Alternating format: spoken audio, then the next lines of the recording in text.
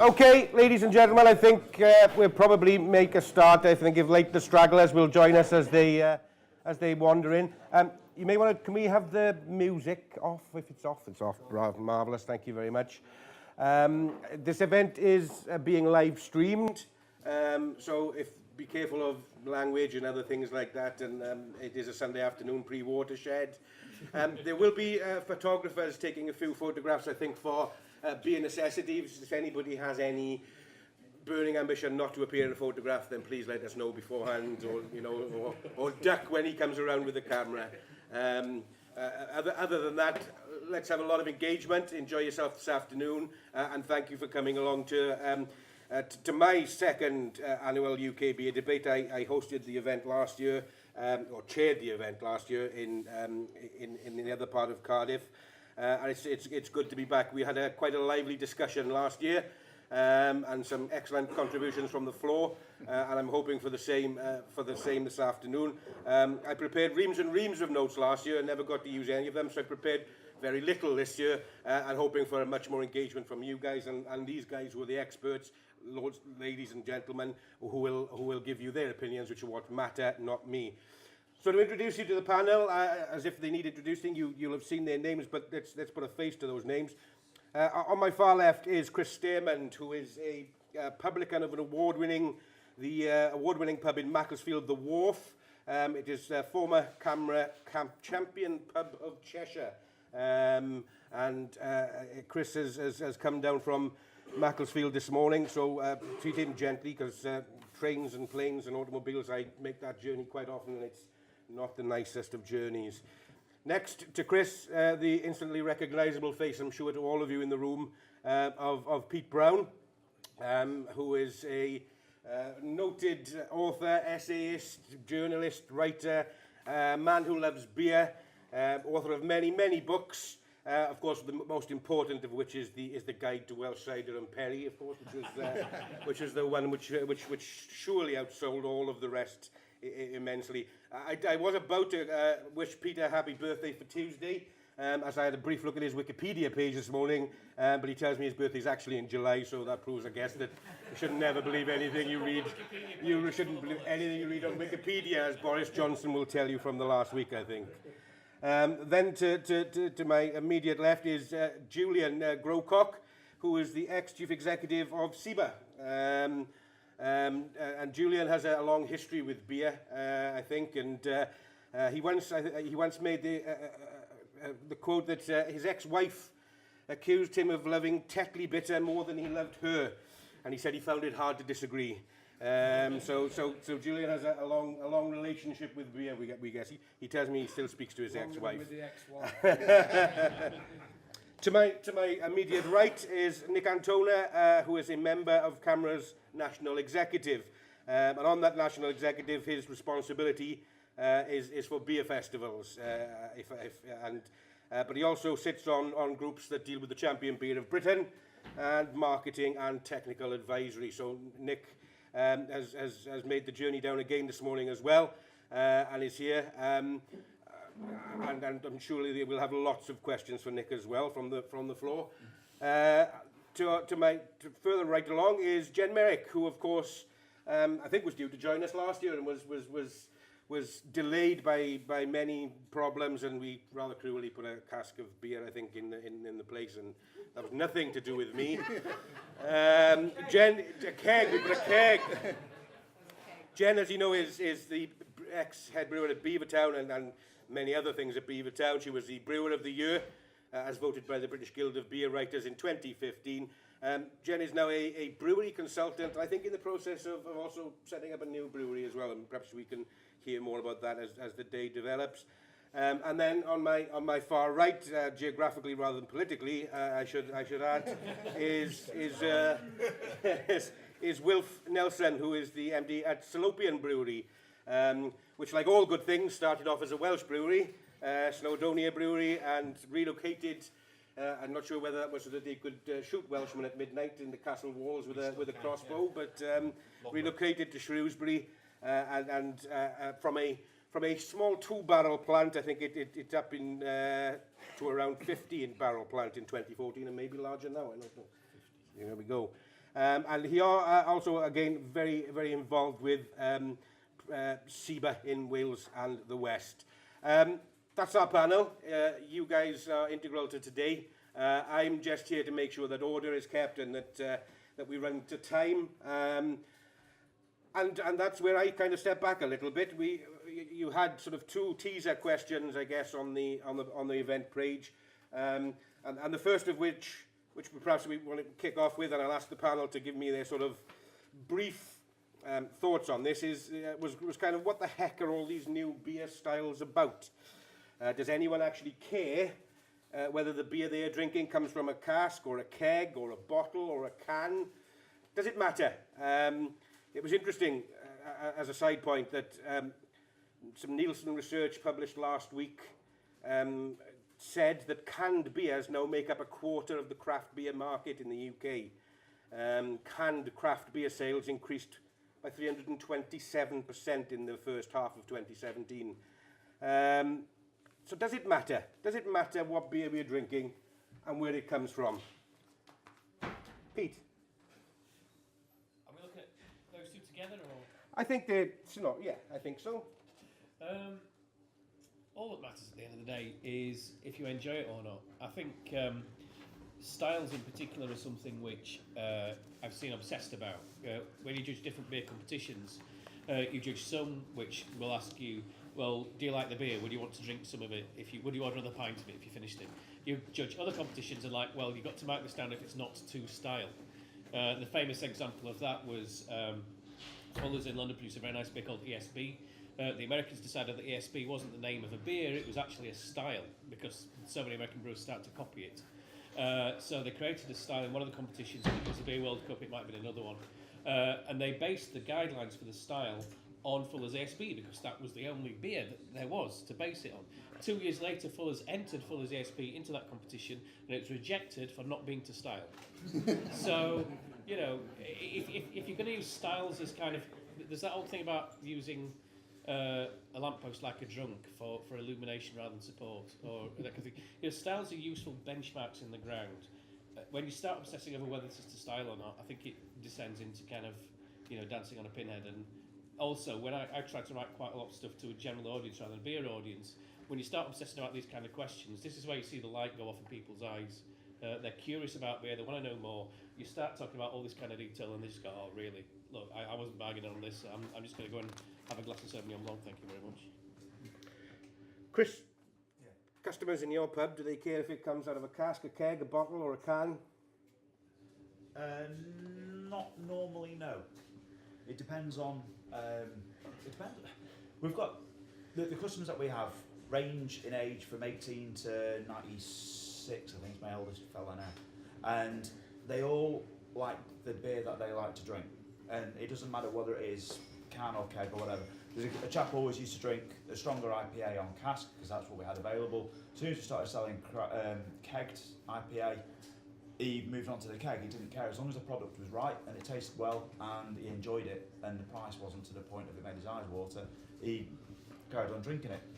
So as for bottle, well, I used to own a bottle beer shop. I opened a bottle beer shop called Brewtique in Macclesfield, which we moved from a small location which was just bottle sales through to a bigger location. We put a bar in and made it more like cafe orientated. And between bottles and keg and can, the only time we noticed was it was early on in the days with canning, and the quality of the cans weren't always to scratch. But on the flip side of it, the quality of bottles was always a little bit, you never knew what you were going to get because of the bottle conditioning. So whereas keg, well, it was pretty much continuous. It was all you knew what you were getting most of the time. So for continuity of product and quality, I think that's what customers want. They want consistency. And if a pub can keep the beer consistent, whether it be keg, can, cast, whatever, customers enjoy it. And sure, that's the way it goes for the market point of view now. It's people just want to drink beer. So. Jenn, you're a brewery consultant and have worked very closely in the brewery as a champion brewer. What do you, when you talk to breweries and they may ask you questions about whether to go down the canning route, the bottle route, what's your advice to them and what do you feel about that? A lot of the business inquiries that I get are actually traditional brewers considering doing kegs and cans. And it makes me a bit sad. I mean, I started out in the traditional cask industry, and I came to the UK to study cask and the traditional English brewing styles. So the idea that trying to compete on that level to sort of be trendy or get a foot in the door, it also makes me sad, the idea that brewers really have to put something into small pack to go into pub fridges, when actually pubs are much better at draft. Like, it's a place that you should be able to come to experience draft beer. Whether it's on cask or on keg, it's going to be better in a draft format than to put it into a small pack just to kind of dress up someone's fridge. So whilst, you know, if it's a cafe and maybe all it has is a fridge and it doesn't have draft lines, fine. But I'd much, much rather see pubs doing a good job of a wide range of both cask and keg formats. And, you know, every publican knows for themselves how much cask they can turn over. Obviously, it's a format where the beer needs to turn over a bit fresher, and there's a little bit of a knack to it, and you have to keep it properly. And, you know, there are things that are for that publican to judge about their local market. But I hope it doesn't disappear. I hope that the drinker continues to be, you know, people accuse craft drinkers of being promiscuous. I hope that the drinker continues to be promiscuous and drink both craft and keg, because I really want to see the format persevere. And if there is any modernizing to do around getting better prices for cask, teaching publicans and customers what constitutes value in cask, I think that that's really important, because, you know, I mean, I'm an American, you will have heard my accent. I've been here a lot of years, but what I still see in the US is a market that thinks of cask as incredibly special and niche, and, you know, all the American pubs would give their right arm to have good, well-kept, properly brewed cask ale. They just don't have the infrastructure there. So if we let it die in Britain, I'm not sure anyone's ever going to go to the trouble to set it up again. Do you know what I mean? Do you think there is a danger we are beginning to let it die, or? Just because of this price wars issue, this issue of publicans or punters not being willing to pay as much for the same liquid in a different format, I think so. Yeah, I think there's an issue there that makes it a bit of a no-brainer for any new establishment to set it up as a keg-only operation, whether it's a new brewer or a new pub. So I think it's a bit tricky at the minute, really. Pricing is definitely but from my point of view, as being a publican, I pass on the price that I'm given to my customers. Yes. So I think that the biggest driver of price is you need to be able to sell a product that's on the bar. So, Yeah. and the cask, you need to be able to turn it over, you need to flip it out in 3 days. And if it's a higher price And point, if it's a though, higher you struggle price, to do yeah, that. customers, their perception is they're happy to pay £3.60, well, I'm thinking northern prices, £3.60, £3.50 for a pint of lager, Yeah. but they will not pay £3.50, £3.60 for a similar weight ABV Yeah. pint of cask, Yeah. because CAMRA and other campaigning has led to the thought pattern Yeah. that cask has to be cheap. There- And, well, I think obviously that's going to bring us on to Yeah. a topic with JD Wetherspoons. So, There are two components of keg that make it more costly, and one is vessel residency time, because you have to finish the beer in the brewery, and running a brewery like Beavertown, absolutely, every day that the beer was in vessel, it was costing us more beer that we could make, because we were completely maxed out. So to be able to put it into cask and send it off somewhere else to finish conditioning would have been an advantage. And the other thing is key kegs or Key kegs rent are or expensive. renting kegs. Yeah. If you're renting from Kegstar, or even if you're buying your own fleet of steels, they are incredibly expensive. Yeah. So, I mean, I guess there are some advantages to producing beer in cask where you can get it out of vessel more quickly. You still got the collection aspect though, the cask. Even if or unless You you do. use e-cask and Yeah. go one-way casking. You do. So And there's a whole model of basically traditional draymanship yeah. that is a thing that Sell us modern those, right? breweries, modern breweries just don't take draymanship seriously. They don't think that they have to go into that place when it's open, deal with the publican, look at his face or her face. They don't think that they have to go down in the cellar and collect empties and take them out. They don't look after the details of draymanship the way that it always was traditionally I think a done. highlight to that is what's recently happened. this last couple of months or so. Carlsberg have been a major dray company for years, and recently they have closed they're closing, they're in the process of closing the whole logistics operation. Yeah. So now Carlsberg's deliveries are being handled by, Green King have taken some on, because obviously there's a bunch estate, but a lot of their Carlsberg delivery options, a lot of their draymanship is now being handled by DHL Trade Team, who have not got an absolute clue how to do drayman. They don't know about all the things you mentioned about the drops, about even down to health and safety of controlling 140 kilos of barrel as it slips down a slide. They don't get it. Yeah. And Customer service element. I mean, if you're a brewer, you know that the person whose face your customer sees matters. Yeah, and he might be a surly fella who, is just there to shift barrels, but he's still mad. The person that goes around. I've had the same dray crew pretty much on and off for 6 years now for like my principal dray delivery.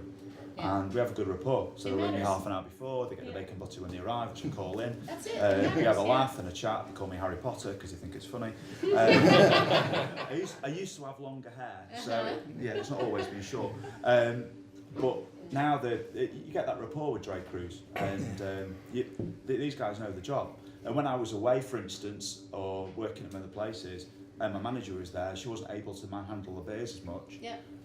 They'd rack out, they'd tap in, they'd vent barrels, they'd roll kegs around, and that sort of relationship that's important. But now we're getting, now we've lost that. So, do you find you get better service from smaller breweries on the drayman?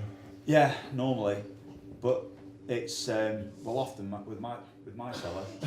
I've normally got that many empties in the way of the hatch, and when a small brewer turns up, I have to get them to leave it outside because I haven't got time to empty it out to drop the beers down. But no, the smaller breweries have got, the dray teams are a lot better.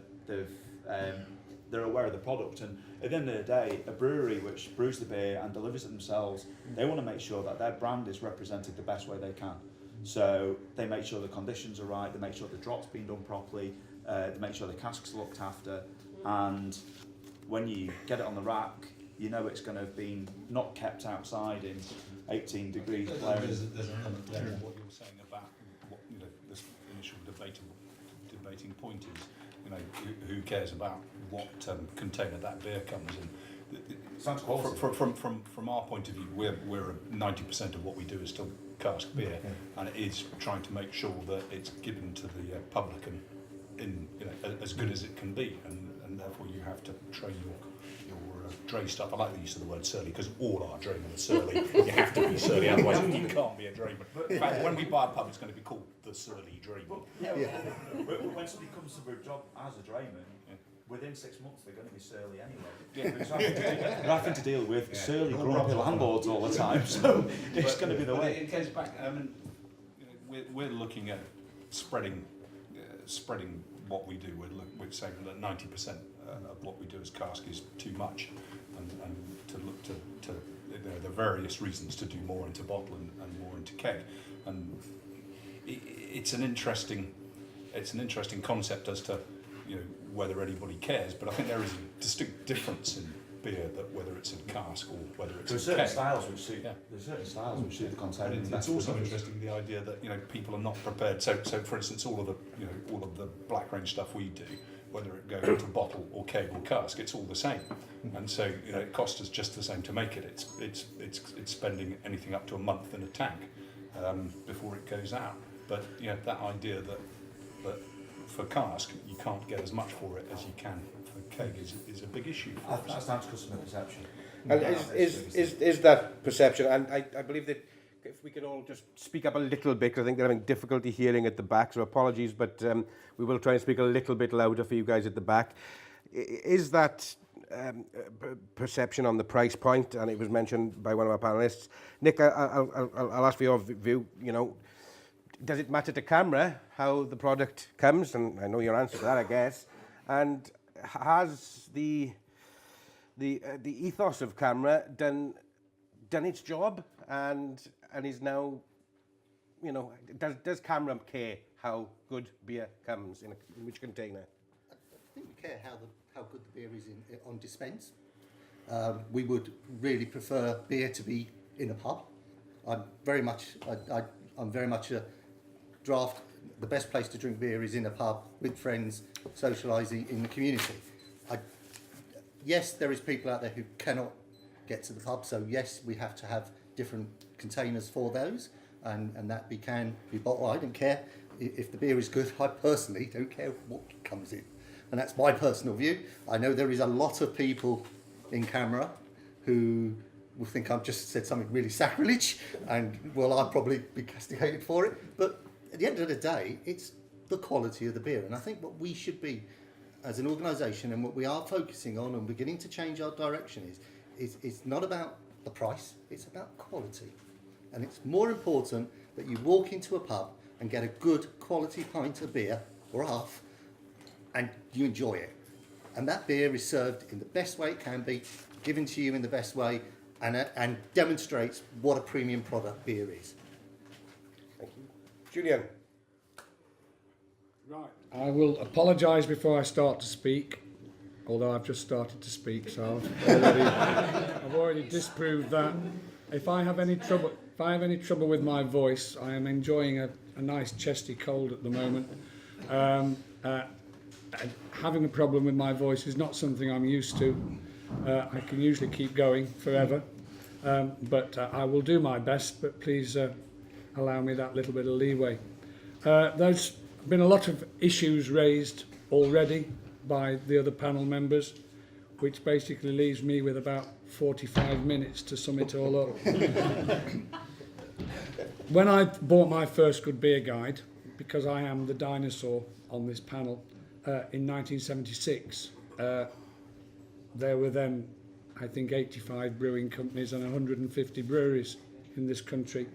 And the Good Beer Guide summed up the beers available with 3 symbols: a white circle for bitter, a black circle for mild, and a black square with a little white circle in the middle of it for special or old ale or barley wine or something of that nature. And that effectively, CAMRA believed at the time, summarised everything that was available. And so we have had some significant changes since then, but I was heartened to hear Jenn say how important cask beer had been to her in coming over here, because it's this cross-pollination that has happened, especially between the UK and the US, where the Americans, who had a completely different style of beer industry before their craft revolution, in that there weren't any little companies left at all, completely different to what was happening in this country. And so they created a completely new industry, whereas over here, what we've done is kind of graft onto the existing, so that we now do have a much wider variety of beers. We have innovation, we have experimentation, most of which I welcome. In fact, if there is a mentholyptus beer available today, brewed by an artisan, I'd be more than happy to give it a try. The issue of quality has already been raised, and it's going to be raised again. It's about the quality at the point of getting the drink as the customer. And of course, it has been a long battle that real ale campaigners have had to fight. I've been privileged to have been in charge of 4 pubs during the course of my career.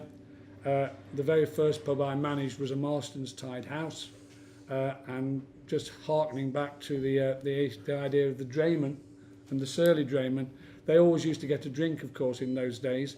And in my Marston's Tied House, we sold Old Roger barley wine, and we sold Stella. Only one person ever had that as a mixed drink, and that was one of the Marston's draymen. I don't think he was the driver, but because Old Roger was pretty rare even in Marston's pubs, he took the opportunity to have it, but he did like it livened up a little with half a pint of Stella as well. So anyway, when I ran the last 2 pubs I've been landlord of were both in the same village, which is a little village called Hose, H-O-S-E, in the Vale of Beaver, spelt Belvoir, but definitely pronounced Beaver, so don't let me hear you say it in any other way. And the Black Horse, when I took it on in 1992, had been a home brewery, which is a Nottingham brewery, home brewery pub, and it sold bitter and mild. And it sold its bitter in 36-gallon barrels, and it sold its mild in 22s. And that was the kind of volume that a little village pub was able to achieve in those days. Incidentally, the Marston's pub that I ran in Newark, that did 7, 8, 9 36s of pedigree a week. And when I ran the Swan in the Rushes in Loughborough in the late 80s, that was doing 5 36s of Tetley Bitter and 4 36s of pedigree in a week, plus guest beers, as guest beers were beginning to appear. So the world has changed enormously. I remember particularly one customer of mine in the Black Horse, a guy called Neil, who was a mild drinker, worked on one of the local farms, was a dairyman. And when I took on the Rose and Crown in the same village about 5-6 years ago,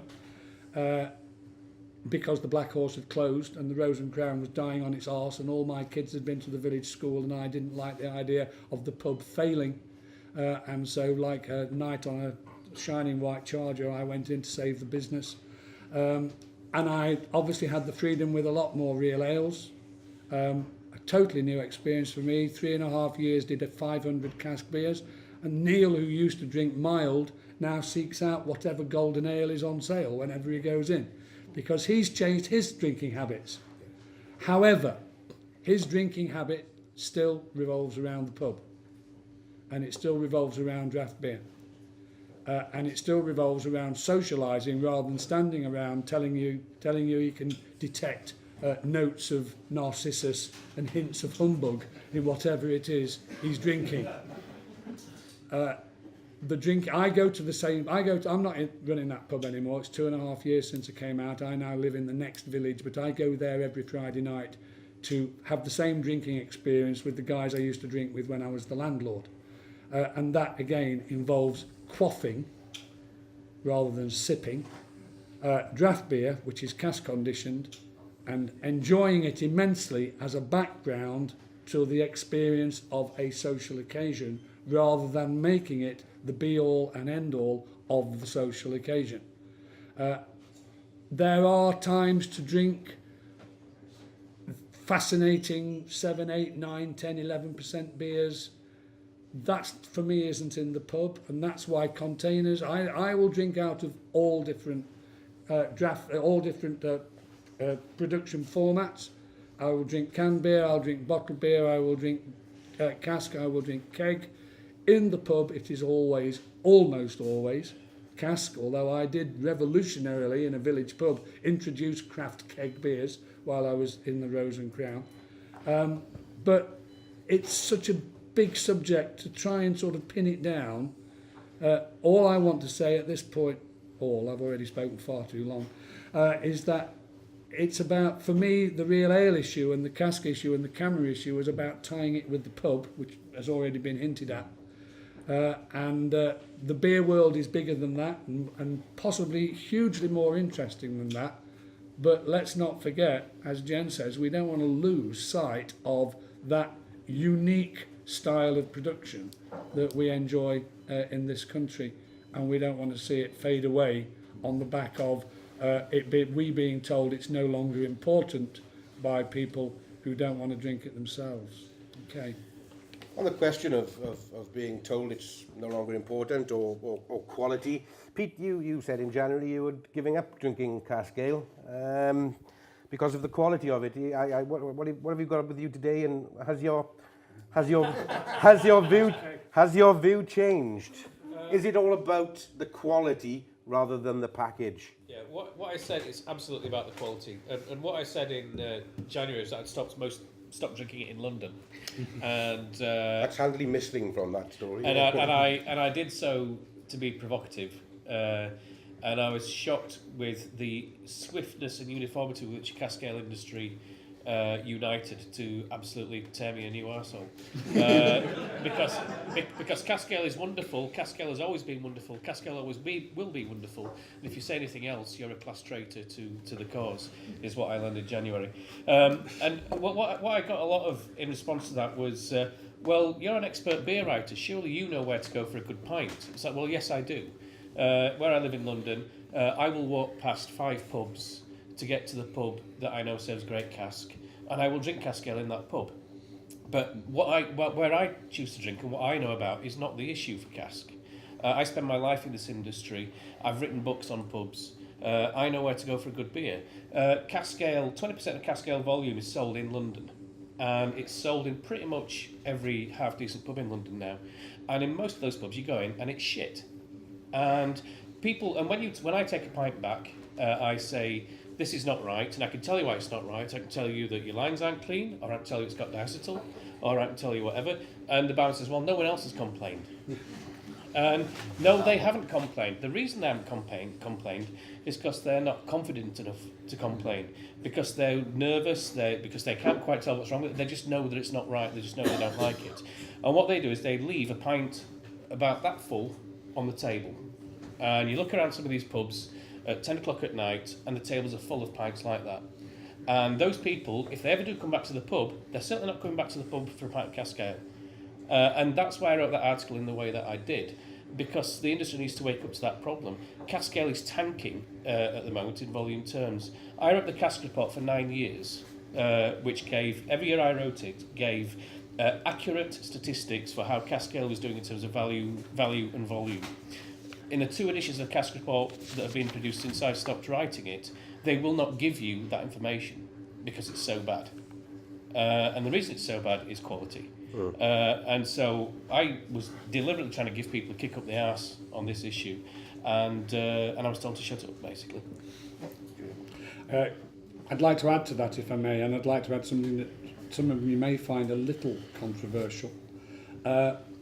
Pete's absolutely right about the quality of cask beer, but one of the issues surrounding the quality of cask beer in the modern market, as opposed to us trying to get the quality right 30, 40 years ago when we were campaigning for cask beer, is that some of the, what you would call the quality or problem indicators of beer have been blurred by the craft beer market. One of the simplest ones, of course, is clarity and haze and whatever, or the use of, or the unfined nature of beer. And one of the pubs in London where I have had one of my most disappointing experiences of cask beer is a premier craft bar at a railway station in London, which I refuse point blank to name. I was actually with the brewer, who was Eddie Gadd of Ramsgate Brewery, who you may know as having a mouth and a half on him if it comes to discussing anything. He's a great friend of mine. And we were at this pub, and his beer was a fined cask beer that should have been, therefore, clear and in good condition. And it wasn't. But the reason it was being served is because the general feeling or the general ethos or the standards of cellarmanship didn't tell the people looking after the cellar that it was wrong to serve a beer that was fined and therefore should be clear in that condition, because other beers were served like that. And so it has become an issue. And I will happily drink unfined beers if I know. Of course, it's a big indicator that the lines aren't clean if a fine cask beer is coming through hazy. And cleaning standards are something that I have been on an enormously high horse about since I took my brother down to the Isle of Wight to a famous cask beer pub that he took over for a period of time last year and spent 5 hours trying to get the beer lines clean before he opened for trade, even though that pub was in the Good Beer Guide. in 5 hours, I could not get the purple pipeline cleaner to come out purple. It was still coming out blackish green after 5 hours. And so those issues and standards, what we need is information. I would like to know on a pump clip if a beer has been fined or not, and if it should be clear. I'd love it to say on the pump clip a little symbol that says should be bright, because a publican immediately could not put that beer on sale if it came out hazy or cloudy. And I would stand by that as a publican myself. I would never put a beer on sale if it wasn't as it was meant to be. And so that's just an issue that you have to bear in mind in the way that this modern market has kind of muddied the issues. Well, I think that comes out to the beer styles thing again, isn't it? Yeah. So, Wilf and I were talking earlier on about about New England IPAs. And New England style IPAs and normally looking like canal water. You won't see a light through it. Down to various things, whether it be the hopping, whether it be the wheat that it's made with, whether it be the yeasts or whatever, but it invariably is very, very murky. And a lot of the craft industry these days, it's a case of, oh, it's supposed to look like that because it's got hop haze, or it's supposed to look like it's unfined.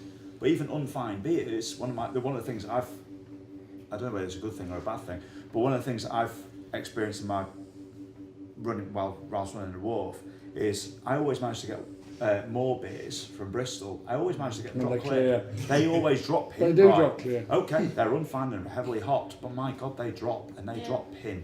Yeah. And They're probably brewed, they will. yeah, well, exactly. Kelham So even Island if- beers used to Kelham- put right, and Well, Dave Wickett would never use fine. I've got 2 Kelhams on at the moment. I've got the Waterloo Porter, obviously you can't see through, it's black. I've got their Evil Liquid or Wicked Liquid IPA on at the moment. Pin bright, again unfined. All of more beers. Everyone always, you go to a lot of other places, especially craftier bars, and it's a case of the more beers are cloudy, hazy, whatever. Oh, it's unfined, it's supposed to be like that, it's hop haze. No, it's not. No, we put Revival on, I tell you what, it glows, it's that bright. Can I ask you, Wilf, a question going back, because I think we've slightly got off the subject of what you were bringing up there. Why, in your view, who's responsible for the poor quality of the beer, of cask beer that you're drinking in pubs, in your view? I think it's multi-stage. I mean, the issue that's come up in answer to the last question about drapemanship is something I'd never thought about before, and I intend to. I intend to ask. I think that is one issue. But before, I think it's the publican. And I'm sure the brewer's got something to do with it as well. But depending on the brewer. But I think it's fascinating that when I've spoken to usually kind of fairly large pub chains or brewery-owned pub chains about this, they will say, look, it's not worth us. You know, there's that great thing, apparently, the famous sex pest Richard Branson supposedly said, of someone saying, well, what happens if I spend money training my staff and they leave? And he said, well, what happens if you don't train them and they stay? And there's that thing about staff training where it's the kind of dominant belief in this industry that if you train your staff, it's not worth it. They're on minimum wage, they're students, they're transitory workers, and they'll just leave, and you've wasted your time on that training. 2 companies in the industry that disprove that, arguably, very arguably at the top of the bottom end of the industry, are Brewdog bars and Wetherspoons, both of whom invest heavily in training staff. And you can say what you like about Wetherspoons, that's all debate on its own. But the quality of beer, cask beer in Wetherspoons, generally, there are always exceptions, tends to be very good. And the staff and the staff in Wetherspoons tend to know what they're talking about. And Brewdog bars don't sell cask.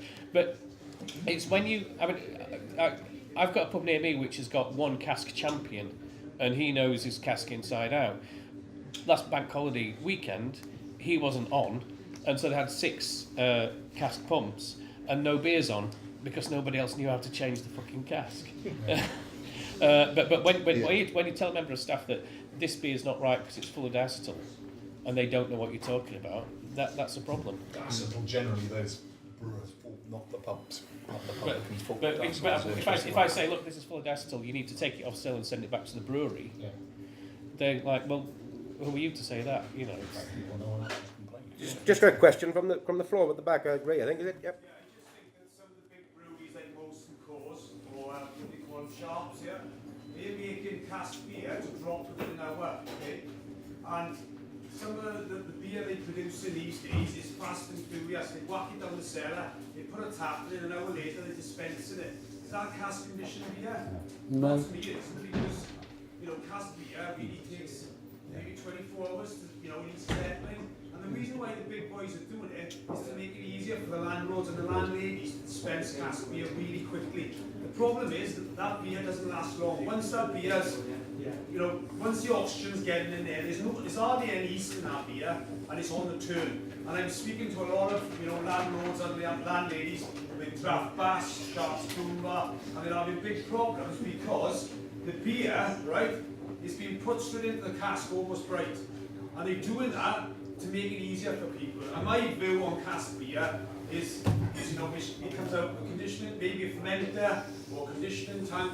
There's yeast in there just to keep it going a little bit. But the big boys don't care about that. They got these new cask rigid systems they brought in. I've seen Molson Coors engineers going into pubs, taking away auto tilts and putting in these shitty cask rigid things, right? And I don't rate these cask rigids. It's fast and furious again. They drop these little squiggly things on the top of the oxygenated beer, right?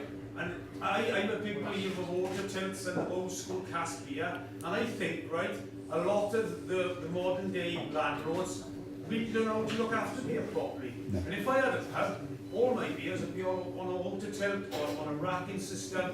I certainly wouldn't be using cask rigids and listening to the Molson Coors engineers. We're trying to show these people they've never had any experience looking after cask beer and dispensing the Mickey Mouse cask beer they produce in, and that's my view on it. It's always been the case though that every different brewery, regardless of size, in my experience, they have different handling characteristics, and Timothy Taylor's always had a damn sight more sediment in it than any other. You just have to look at the bottom of the barrel. You know, and if you were trying to do Timothy Taylor's in small containers in a small cellar, then the best way to get it ready as quickly as possible was to take the whole bloody shive out to give it a chance to calm down a little bit before you started to sell it. In total contrast, a highly respected brewer that I love local to me, Bateman's, their mild was always virtually bright when you got it in the cellar, but it always had plenty of condition, and I don't know what the particular skill was or whatever, but I was always dead happy. You are right that there are beers being, and that's why I didn't like Fast Cask from Marston's. Because Fast Cask gives you bright beer before it's ready to sell. And you do want an indicator, you know, if you are proud of your cellar, as Chris and I have been, then, you know, you get a beer and you want to get it to perfection before you put it on sale, which means that you know it's not ready when you've got it, and that hopefully you will be able to give it a little bit of time, and you wouldn't want to put one on in less than 2 days. And when I had the Marston cellar in Newark, there was one particular corner stillage where occasionally you couldn't get at that particular barrel of pedigree for 2 weeks. And I used to tell customers, we've got one of those coming. And that 2-week-old pedigree, they used to say, well, they used the wrong terminology because they said it was like wine, which of course it wasn't. It was like absolutely bloody fantastic beer that had been given a beautiful period of time to be brought to absolute perfection. So there are lots and lots of issues around that. Do you want to, the point you raised there is one that I got very frustrated about when I was writing the cask report. The difference between a beer dropping bright and a beer having conditioned, which do quite different things. Yeah, absolutely. And one of the things that I find most frustrating in pubs is like, no, it's ready to serve. Look, it's clear. It's like, no, that's not the point. It's got to be conditioned, hasn't it? Yeah. I'd say as well, nowadays, what Ray said, time is money. Most landlords nowadays, they order on a Monday, beer comes in Tuesday, Wednesday, gets put up, plenty. If it's not clear in 6 hours, gets sent back. There's no skills anymore. The beer is basically got to be ready straight away. Therefore, the beer doesn't clear in literally 12 hours, is no good. And the skill set of landlords is gone in general.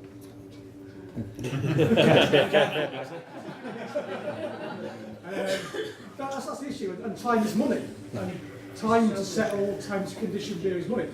Landlords now and big brewers don't want to have casks sit around for 2 weeks. That's 2 weeks lost money. They want a beer in, sold and out straight away. So this is an issue, I guess, of the decline of traditional pubs on the back of large chain pubs, I guess, and there's an education issue around cellarmanship and keeping beer. Nick, is that a role that perhaps CAMRA should be riding to the vanguard on? And we are going to. That is one of the things that came out of CAMRA's revitalisation project is education, information and training. We need to train our members, educate them, because they don't understand it. And a lot of them out there walk in, and the only thing they'll drink is cask beer on a hand pump because they think it's thing. They think anything else, key cask beers, key kegs, whatever you want to call them, is not real ale. It is. It's just in a different container, and we've got to educate our members, and we've got to help the trade. Unfortunately, as it's been highlighted, a lot of the trade do not get the training they used to have.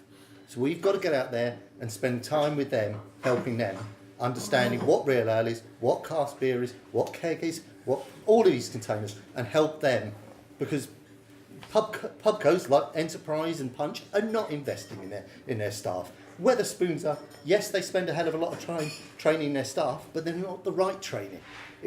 They need to look after this beer, understand it. And I will put my hand up and say, I don't think I've actually finished a pint in a Wetherspoons for 2 years.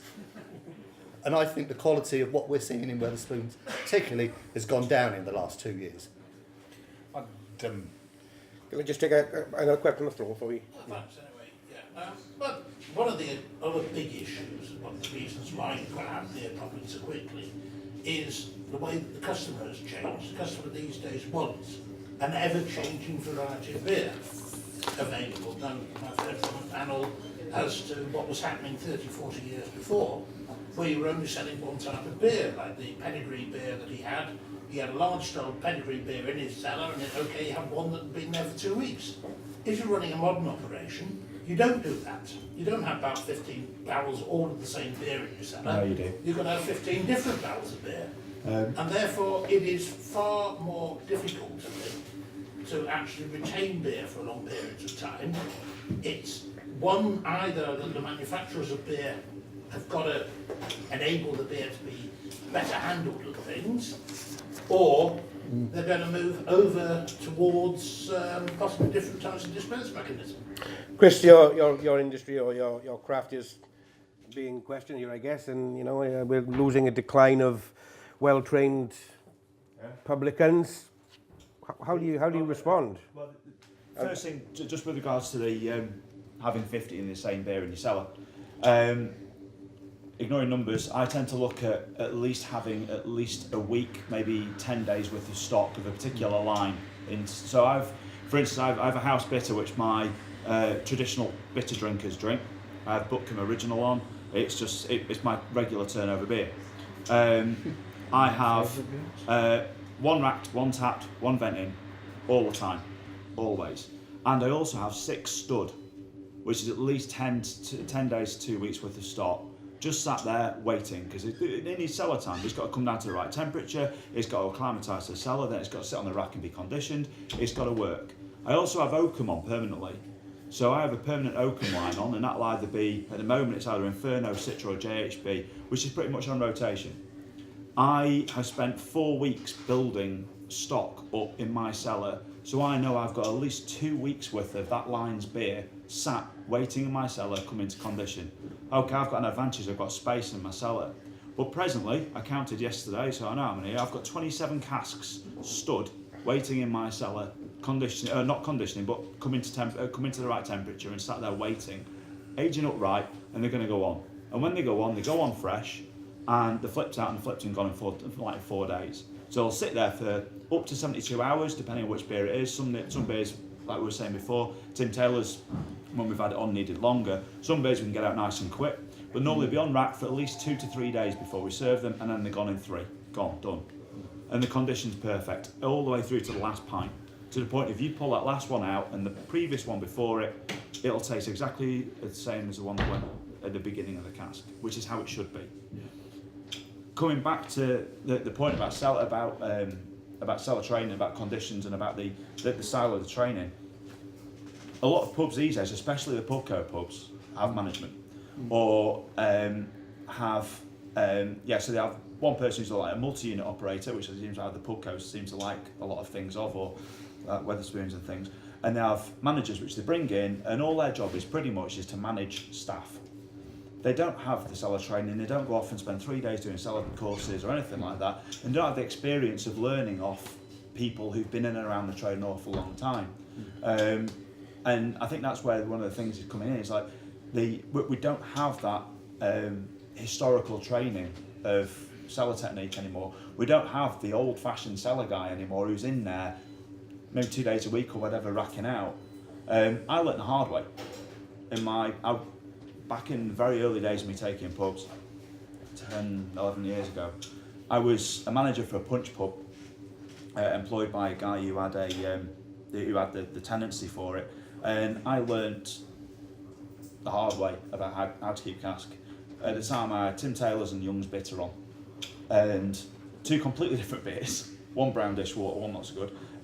But you learn how to make the beer right, and I went off on courses and did all these different things. But now these managers are in there, they're flipped out, and they learn how to manage the product at the bar dispense, and then they're gone again. There's no longevity of training, and I think one of the biggest things with regards to the quality, and this is something which CAMRA need to come into really, is CAMRA have beaten the drum for a long time, saying stuff like fast or Tetley's or Marston's or anything. These fast cask beers from the Molson Coors group are quality cask, but a small brewer's microbrewery keg outfit isn't real beer. But they're willing to bang the drum for something like a fast cask beer, which is non-conditioned, flipped out in 24 hours. And this is the thing, it's a case of, okay, they're changing supposedly, but it's revitalisation when it happens. But the whole point is like you've got to have a continuity of experience and of training and of an idea of quality. And if case of, if you want to say this is a good beer, it's a case of embrace the good and tell people like Molson Coors that the beer they're producing is shit. Sorry, watershed. It is not to the level it should be. And instead of promoting them and allowing you to be a voice for their product, which is substandard, is start saying, well, actually, no, these guys are producing beer, it's keg only, admittedly, but it is more better beer. I'm not going to say real ale, because I'm not getting into that debate, but it's more better beer than fast cask, flipped out dishwater, which CAMRA have promoted for the past 25 years. Do you want to answer that point, or? I think we'll call it live. In addition, I was a CAMRA chairman for 3 years up until I resigned in July because I hated the direction the head office was going. So we may come back to some of that point after the break. As a brewer, though, Jenn, Wilf, how do you dictate, or what's your mechanism in place? You put a lot of love and care and attention into making a quality product, and then you send it out into the big wide world for who knows what to happen to it.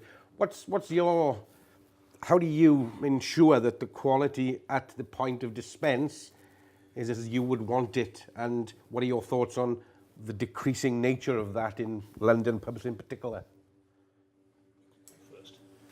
I think we're lucky in Britain where pubs can buy direct from a brewer, for instance. And if you are making live beer in a keg, there are a lot of caretaking issues about the temperature that it's stored at, how recently it's been handled. I mean, essentially, live beer in keg does need a little bit of stillaging time. It certainly needs to be kept in a cool place. Any of us who are selling live beer in keg know that there's that kind of peak temperature spike in summertime where we get all the calls saying that kegs aren't dispensing, and you say, well, what temperature is your cellar? It behaves the same in a lot of ways. And if somebody is going to store it in a broom closet and it's not going to be kept cool and it's not going to be well rotated and they're not going to keep it fresh, they're doing the same kind of disservice to a keg beer as they would be to a cask beer. I think part of the issue in the UK has been overcoming the kind of false dichotomy of all keg beers are pasteurized and have eternal shelf lives and therefore are, you know, like a whole other animal, when actually you've got the most of the keg beers that people are enjoying on tap now are probably going to be from smaller brewers and therefore not pasteurized or not sterile filtered. So I think there's still, it doesn't take the publican's art out of the equation for it to be a keg beer. And controlling as much as you can the journey that your beer takes to the punter's hand is the magic of it. So we don't have a 3-tier system like the US. That's fantastic. We can, in a lot of ways, control how it gets to the drinker's hand. But I do think there are still issues about, I guess, the obscurity of the distribution system. You sell somebody a pallet, you don't know how long they're going to sit around for. You don't know how they're going to be sold. You don't know where they're going to end up, how old they're going to get. I think just exactly the same as cask beer ever was, any kind of live beer requires freshness, careful handling, skill. There's skill in the dispense of it, you know? And whilst I, as a drinker, am glad that I can buy, say, craft beer at the supermarket in my local neighborhood, on the other hand, I'm not sure the supermarkets know how they're meant to be treating it, you know? Which is interesting, of course, when you bear in mind a branch of Morrison's in Yorkshire is now selling, has a bar in store, you know. It's another step in the right or wrong direction. Who knows? Well, you know, it's. I'd say something with that. Yeah. I think Jen's is absolutely, as a brewer, absolutely bang on what she says. I'd lay a lot of I won't say blame, a lot of the issues at the door of the new micropubs. As in, you move in, take over an old shop, you've no cellar, your kegs all sit under the counter at ambient temperature, you go through a flash chiller, they're all fobbing, they're frothing. Well, of course they are. And they're not being the kegs aren't being looked after, and beer quality is suffering. I'm not saying all micropubs do this, or if they serve quickly, fair play.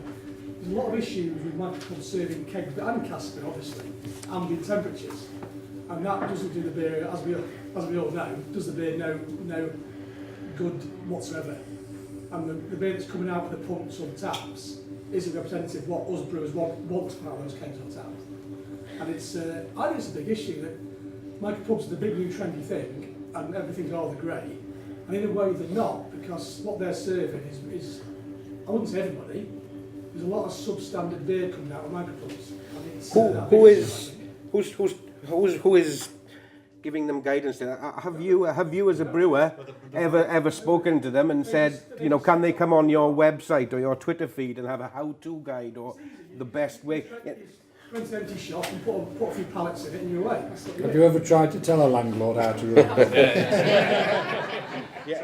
I think it was. Yes, and I was banned. I think it was my turn to say something. Yeah. I think we're in an extraordinary point in time at present, where in this country particularly, there is now a huge interest in home-produced beer, whether it be craft beer or traditional beer. Yeah. Having been in the drinks trade for the best part of 30 years now, it always amazed me how little people cared about what they actually drank. As long as it was sort of cold, clear and wet, that was good enough.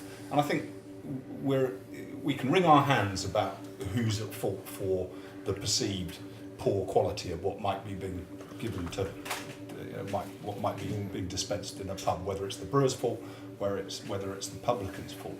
I think we're better off looking at it and saying, going forward, let's go backwards and say that if people now are so much more interested in what they're being served, hopefully as we go forward, then that will feel people will be prepared to go to take their beer back to a bar and say that is not good enough.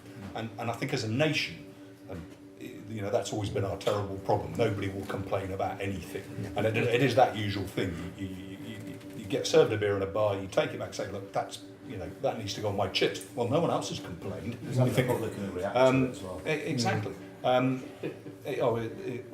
Indeed. And that maybe we should be slightly more optimistic and say, well, we're more likely to solve these problems because people are so much more interested.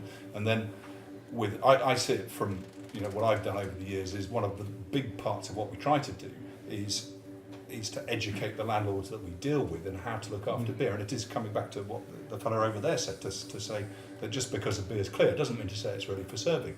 It's great to listen to the idea that you're still composting beer, and how every brewer of cask beer would want to see that being done.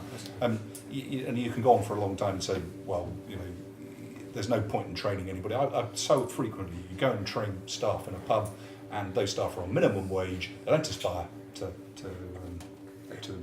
stay there, and 2 months later they're all gone, and you're back to square one, and it is quite dispiriting. But I'm quite optimistic at present. I think that the interest in beer will help to solve that problem. Yeah, I'm optimistic as well, Wilf, but one of the biggest difficulties of taking something back and saying that's not right is the very fact that we now have such a broad palette of flavours and styles of beer that some brewers are saying, oh no, that's my house style, that's what it's meant to be.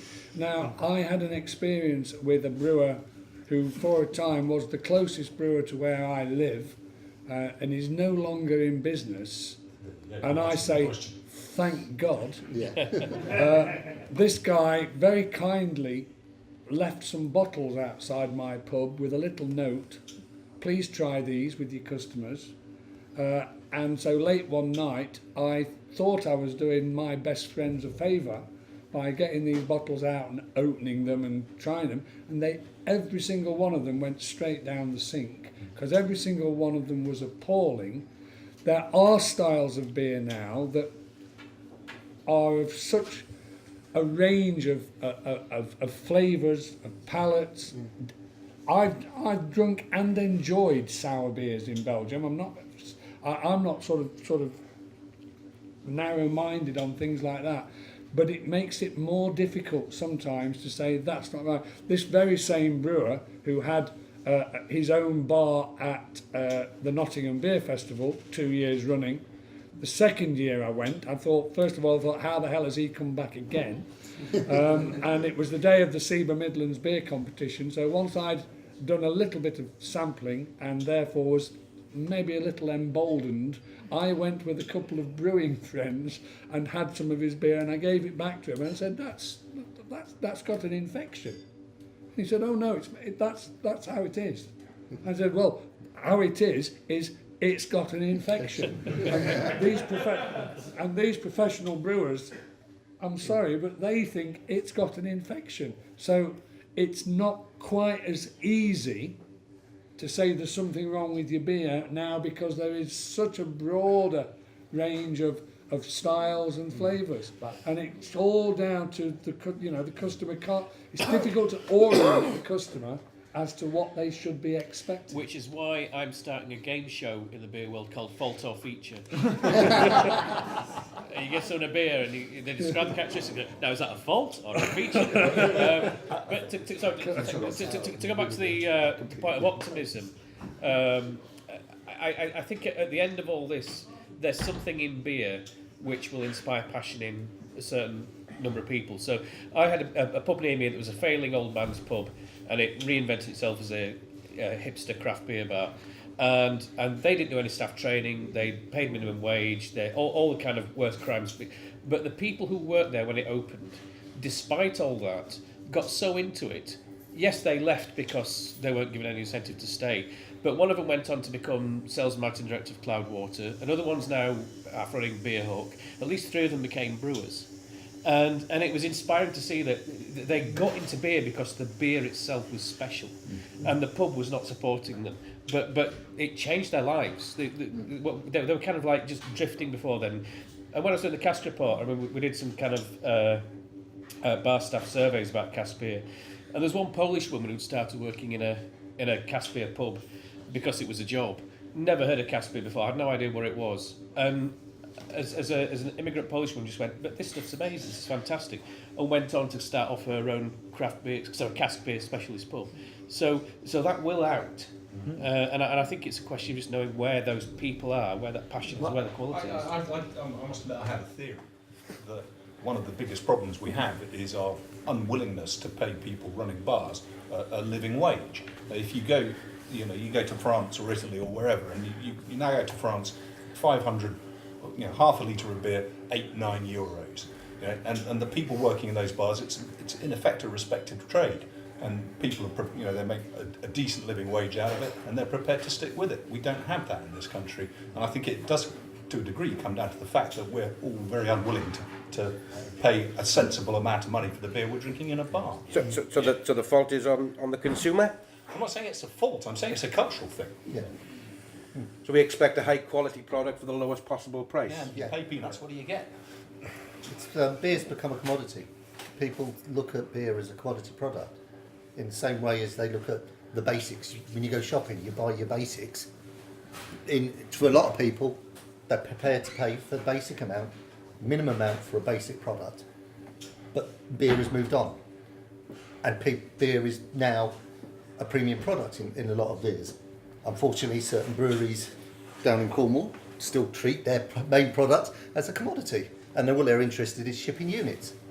They get it out the door, don't care how it's looked after, don't care what the customer thinks, as long as they keep coming back and buying the same thing. And we've got to change that culture in this country. You could argue, that's the consumer's fault for doing it. I'd also argue it's CAMRA's fault for supporting Wetherspoons, who are the biggest purveyor of cheap brown beer. Sorry. But as a consumer, you know, we all have a role to play.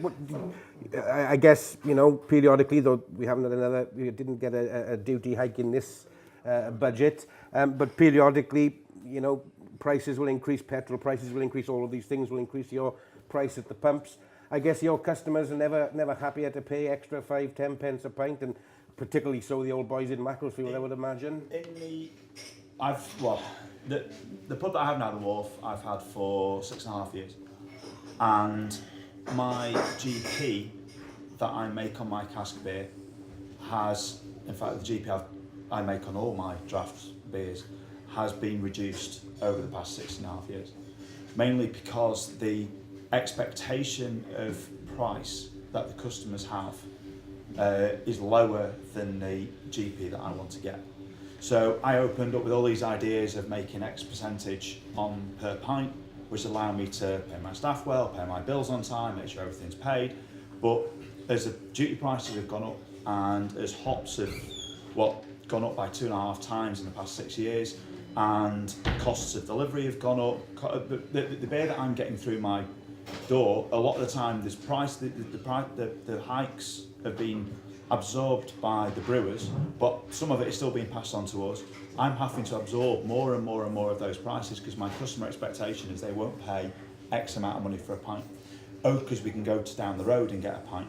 I'm not going to say which pub it is down the road, but it has a big DW sign on the front. But they can go to another pub and get a pint. And there is an industry now where we have got people who are learning about the beer, and they're getting an idea about what makes a quality product and are willing to pay for that quality product. But there is still a big market of people who are price driven and just want anything that is pale, wet and moist. I'm interested to know, though, from a brewer's perspective, like, how do you get enough of the information and the brand into the drinker's hand at a pub where Staff. if you have staff, so you have a can, you have a bottle, it's got a lot of brand on the outside of it. It can say a lot of chat, and you can put a lot of details on there about your hop varieties and everything. How do you put that into the drinker's hand in a pub? By staff, I guess, is the answer, because you can't put too much heavy-handed branding into like most pubs won't have it. They won't tolerate it, and fair enough. And nobody wants to go into a place where they have like kind of brand rained down on them, or like lots of sort of indoctrination coming straight from the brewer. The predominant amount of my sales is draft. The amount that I have in a fridge for bottle dispense is minimal, and it's only for occasional, really. Specialties. Yeah, well, not even specialties, just people who are something a bit more brand orientated. Right. So mainly it's draft. The draft, the information that's on the booklet is pretty much the only information that the customer sees, unless they've got a bit of prior knowledge. So it all comes down to how I tell my staff. Yeah. Now I have a very small team. There's only 5 of us. There's me full time, and I have a couple of others who work longer shifts, and there's a couple of one shift a week jobs. when the new member of staff comes on the bar, the fresh member for that night, they're told what beers are on the bar, they're told what sort of style beer it is, they're told many particular intricacies of that particular beer. And they're educated, and they're all sharp enough because of either continued training or because of when I employ them I make sure it's the right person for the job, that a customer comes in and goes, oh, what's this one? They'll be able to say, well, it's pale and hoppy, it's going to be dry hops, it's going to be very fruity, and they'll be able to explain in layman's terms what it is. And also, they might not like cask beer or they might not like ale at all, but they all try them because they have to. So they need to be able to say, okay, I don't particularly like it, but this one's really lemony and you might like it. And it's a case of also knowing the customers. So, so for instance, we've got there's a few customers who come in who, because the beers change regularly, they'll drink a particular style of beer, and it'll be a case that they might not order it, or just whatever you think I'm going to like. No. That's happened with my customers. They'd come in and say, what do I want? What do I want? And I'd say, you want that You one. want this one, exactly. And all my staff know the same thing. A brewer can send that information to the publican, and a good publican training their staff in it. Does that incentivize the publican then to carry fewer, more consistent breweries? Maybe somebody you know what you're going to get, somebody who's going to be reliable, consistent? For me, from a publican's point of view, I choose my brewers on, or the beers that I stock on, a certain amount of reputation that they have with me that I know I'm able to flip their beers. For instance, Pictish, I sell quite a lot of Pictish beers in the pub. I sell quite a lot of Welsh beers in the pub.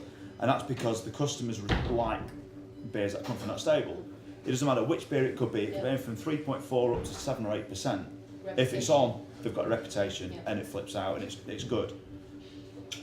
I do get newer breweries, I get beers that aren't from a brewery which I had quite a lot of before, and that's pretty much basically down to reputation that I know that particular beer's got or that particular brand's got.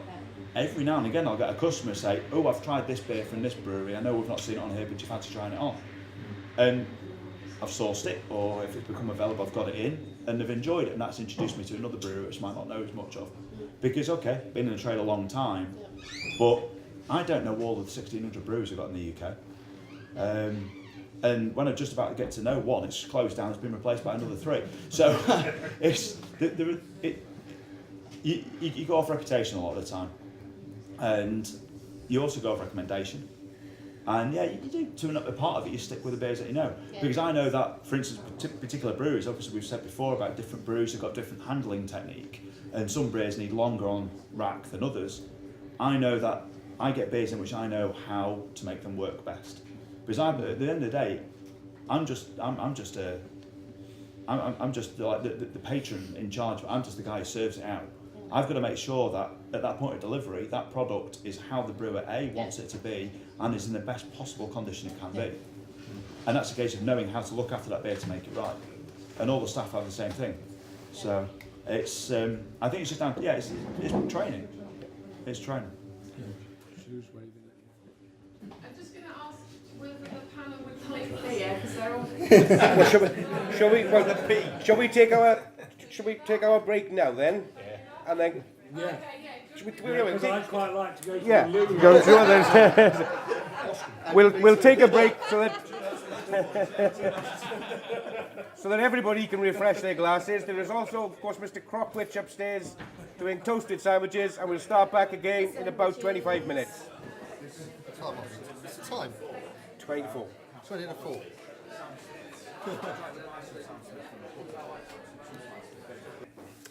Okay, well, hopefully you've all had a splendid award-winning, or I think it was voted in the finalists of the Best Street Food 2017, Mr. Crockwych sandwich. I hope they were all very nice because the queue was too long and I haven't had one yet, so I hope you're all enjoying them.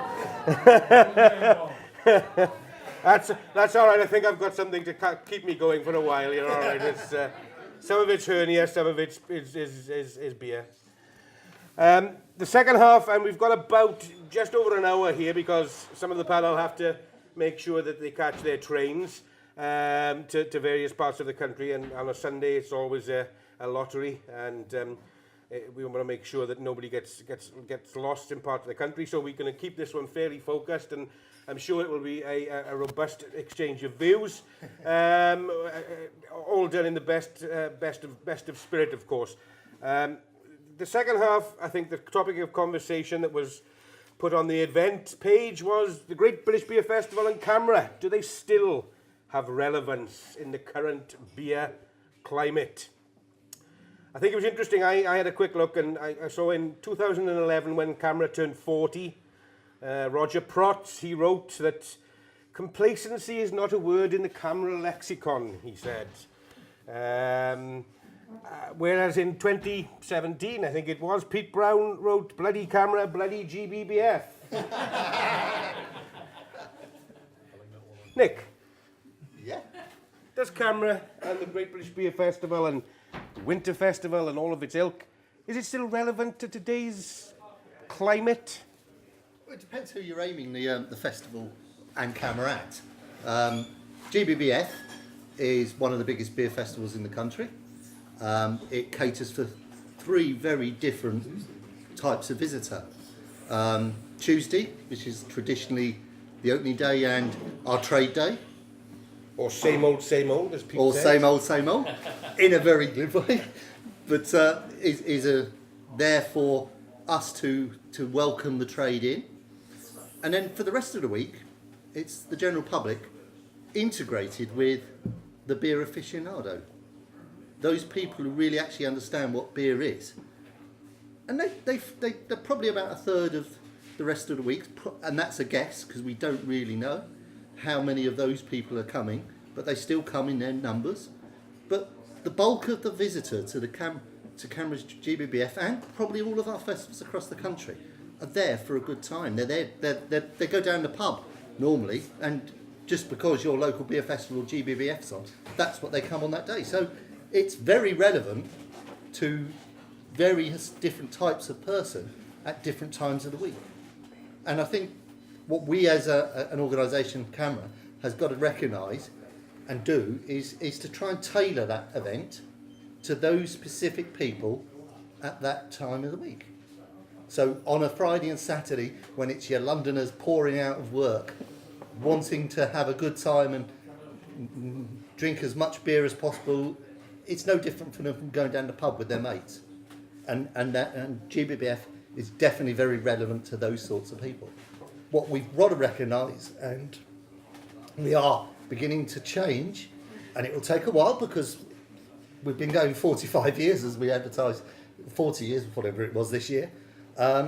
It's going to take us a while to change, but we now need to start recognising that there is different types of beer drinker, and those beer drinkers want a different thing from a premier event like Great British Beer Festival. And we'll get there. It might take us a few years, but we're getting there. We're going to make some changes next year.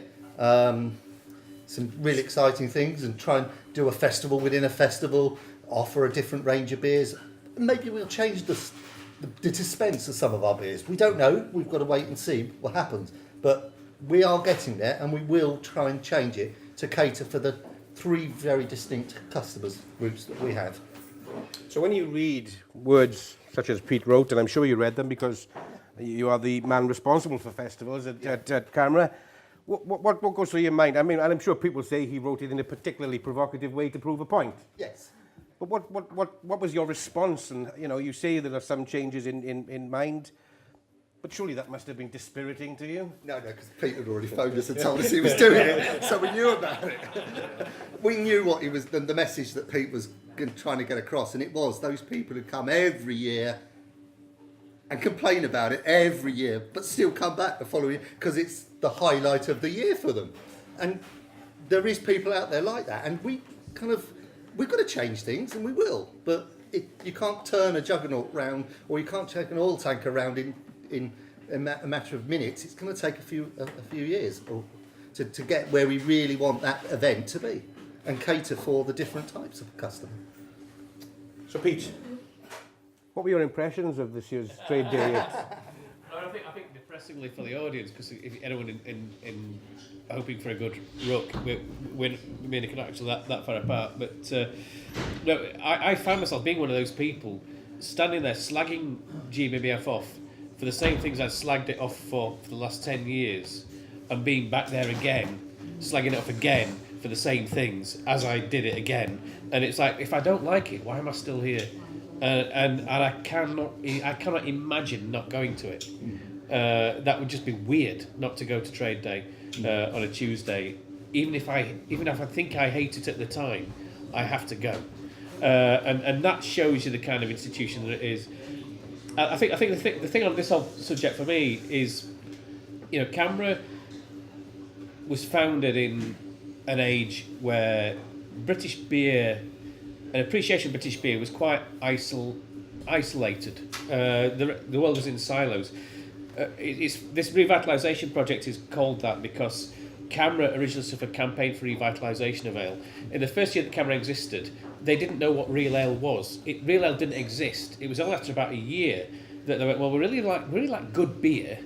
Well, what is good beer? And they then found out that the beer they liked was the beer that underwent this secondary conditioning in the pub. So, oh, that's interesting. Well, let's call that real ale. So CAMRA defined what real ale was. It didn't exist before then. People used to talk about draft beer before then, but that was kind of more vague. And it made sense in 1971 if you were drinking beer in Britain in 1971. I wasn't, I was 3. Actually, no, I was drinking whiskey. My mum fed me whiskey to get me to sleep. But it made sense if you were drinking beer in 1971 in Britain. You gave him a whiskey. That good beer happened to be what CAMRA called real ale, and most other stuff that you could get in Britain at the time was shit. We now live in a very different world where there are beer, that is the British beer tradition. There are great beer traditions everywhere around the world that are very different from ours, and we now have access to all of them, and that is fantastic that we do. And there's new ones that have come along in the last 40 years as well that could never have been imagined in 1971. It now doesn't make any sense to say that cask conditioned cask ale is the only real beer, the only quality beer, and everything else is shit. And this is a problem that CAMRA finds itself in, is that its articles of definition are set up for something that was true 40 years ago is not true anymore. And most CAMRA people I speak to acknowledge this and go, yeah, but we're the Campaign for Real Ale. And it's like, yep, okay, respect that. But it's called the Great British Beer Festival. And most brewers who produce cask ale also produce non-cask ale, which is just as good, if different. And I think there's a thing which, if I was going to go for my provocative, drastic thing again, I would say we should be considering British cask ale as a unique, specialist British product that deserves protection, that deserves guarding, that deserves all this kind of really special reverence, in the same way that Belgian lambic beers do. And no one's going to say, well, Belgian lambic beer should be sold in every single pub in the country. It's not. Belgian lambic beer should be sold in places that understand them, that respect them, that adore them, that create them. And we should do everything we can to protect British cask ale, but we should no longer pretend that it's the only good beer, or that it's the right beer for every pub and every occasion. And I think it's time for CAMRA to kind of go, and the problem CAMRA has, and I feel sorry for anybody involved in trying to sort this out because it's a mess, is for a long time CAMRA, cask ale was the same thing as good beer, and it no longer is. So the Campaign for Real Ale, which needs to exist and should exist and should always be fought for, or are you the Campaign for Appreciation of Really Good Beer, which is a totally different thing. Well, Great British Beer or real ale, or does it matter? Do you, as a brewer, find CAMRA relevant? I think what Pete said is quite thought-provoking, actually, because I've been... You consider the subject of CAMRA and think, well, essentially, CAMRA has achieved what it set out to do, which was to promote and protect cask-conditioned beer.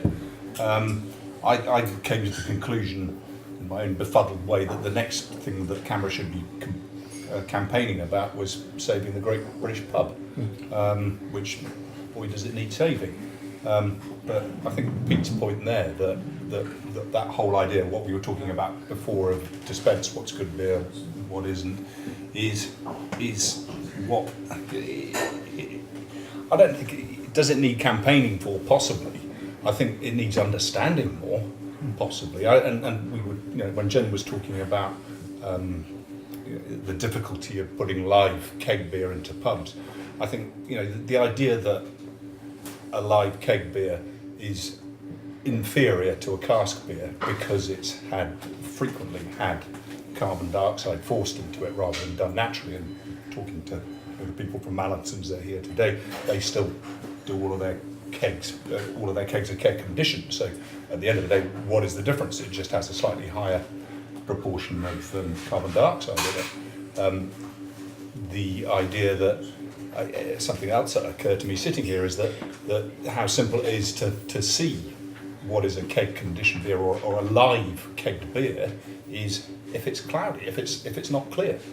If it's clear, the chances are it isn't live. They're still live products. I think CAMRA is an interesting organisation, isn't it? It's 130,000 members, a super complainant. It still is very relevant. 190. 190? Yeah. 50 when I joined. I don't pay a lot of attention. But I think it does need to work out exactly what it's trying to do and stop being so reactionary and start looking forward. It's an oil tanker, we've heard, though. It's a very difficult organisation to change midstream. Everything can be changed. Chris, you, I guess, let slip at the first half that you were very involved in CAMRA and then resigned. I mean, you as a publican and a consumer, I guess, do you find CAMRA relevant today? I was 3 years ago, well, more than that now. The local branch was on its knees. The local chairman had stepped down, and there was an EGM, and I stepped in because as a publican I saw what locally the local CAMRA branch was doing for the pubs and doing for the trade around. I came in with fresh-eyed and bushy-tailed with all these ideas about getting new people into drinking cask and drinking beer as a whole. I set up a boutique, my little beer shop, and the wharf was growing from strength to strength. And off the strength of it, I became the guy who sourced all the beer for the local beer festival, and it was good. And the branch still now is continuing, thankfully.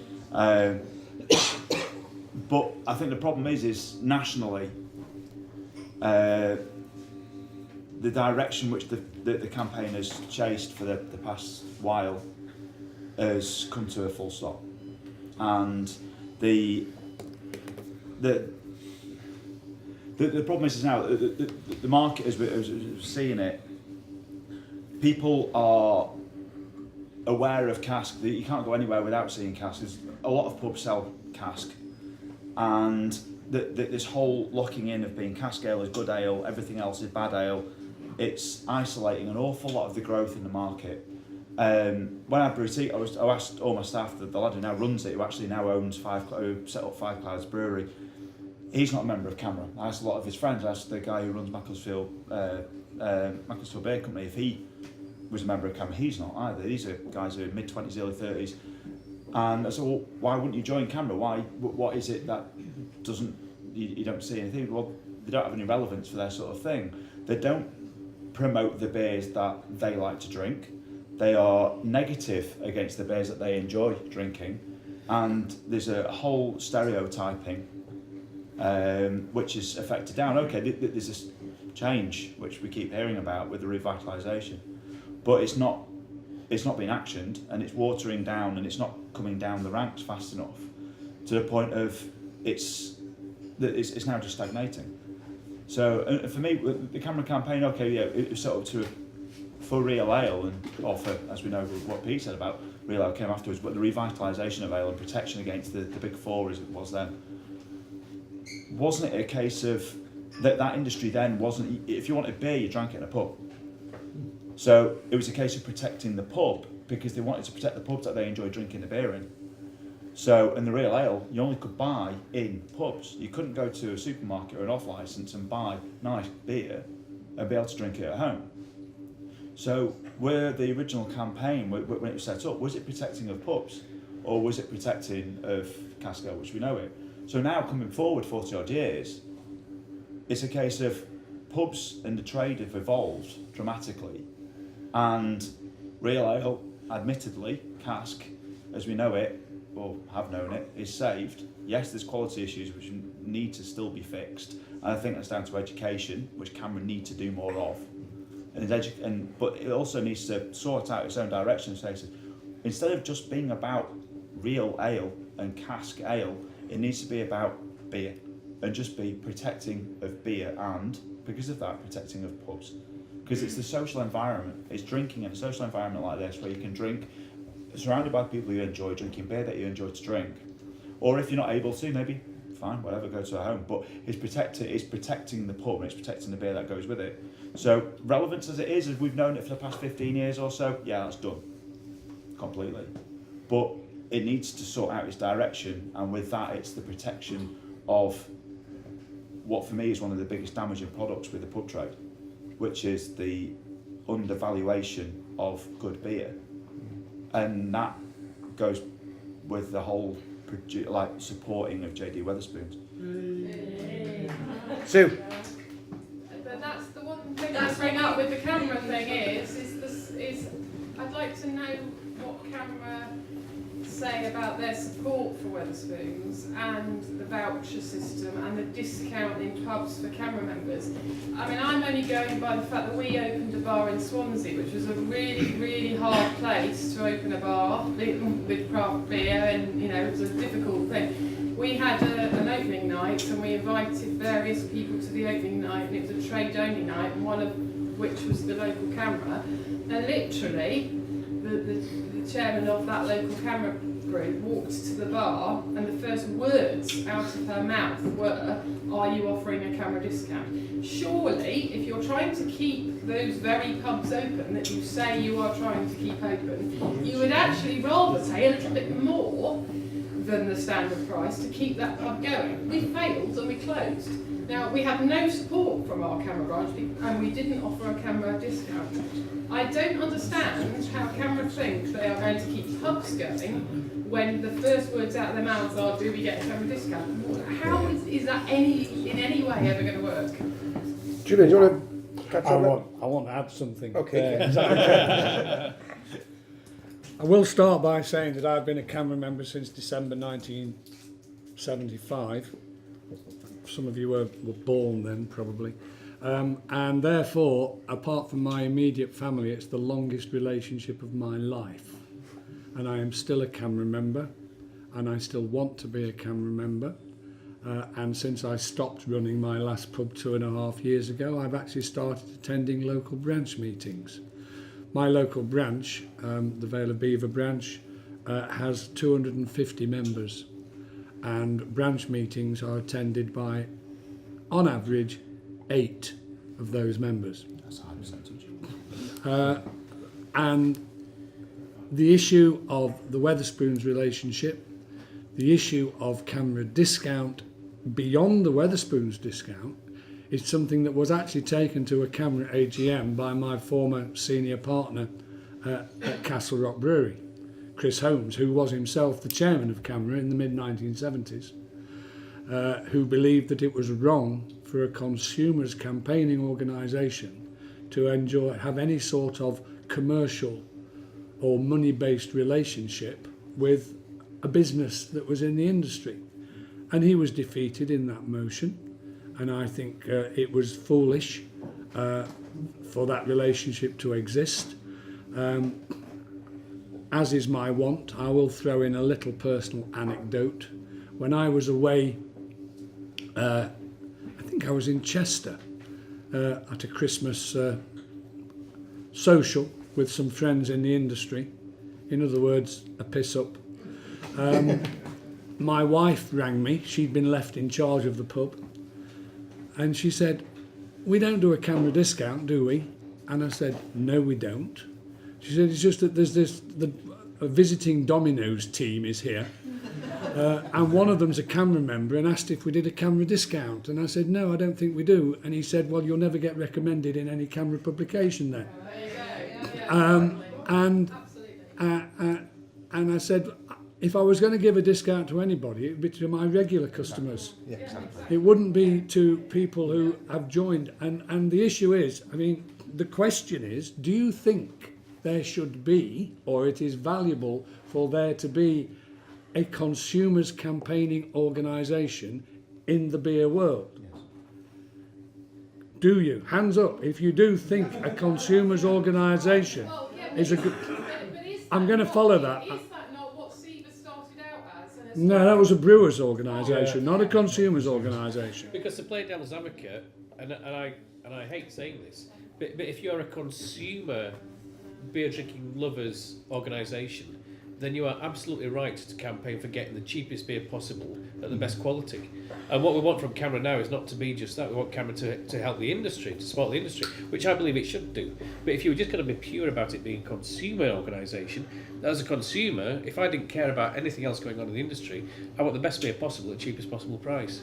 And I think this is the corner it's painted itself into. No, I know that, which is why the problem with CAMRA B, the fact that it's a consumer organisation, we're putting things onto it that are not things that a consumer organisation can do. So we should, as an industry, I believe, we should be trying to get the price of cask ale up. But I don't think CAMRA is an organisation that can possibly do that. I've got two from the floor. I'll take Ray first and then the lady here. I'm not finished. No, sorry, you still, once Julian has finished. Set your watches. No, I don't want to say a deal more at this stage. I will come back. I'm sure I'll have another opportunity. But having asked the question, do you think there should be a consumers' organisation? I was going to follow that by saying, do you think it should be called the Campaign for Real Ale?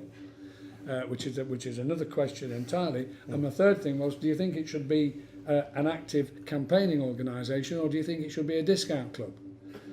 Because as things stand, when I was in Lincoln branch of CAMRA in the late 70s as the secretary, virtually every member attended the branch meetings because they joined CAMRA for a reason. They joined to campaign for what they perceived as good beer.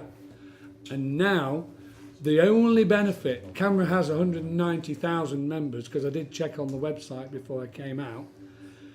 Having 190,000 members gives it significant political clout.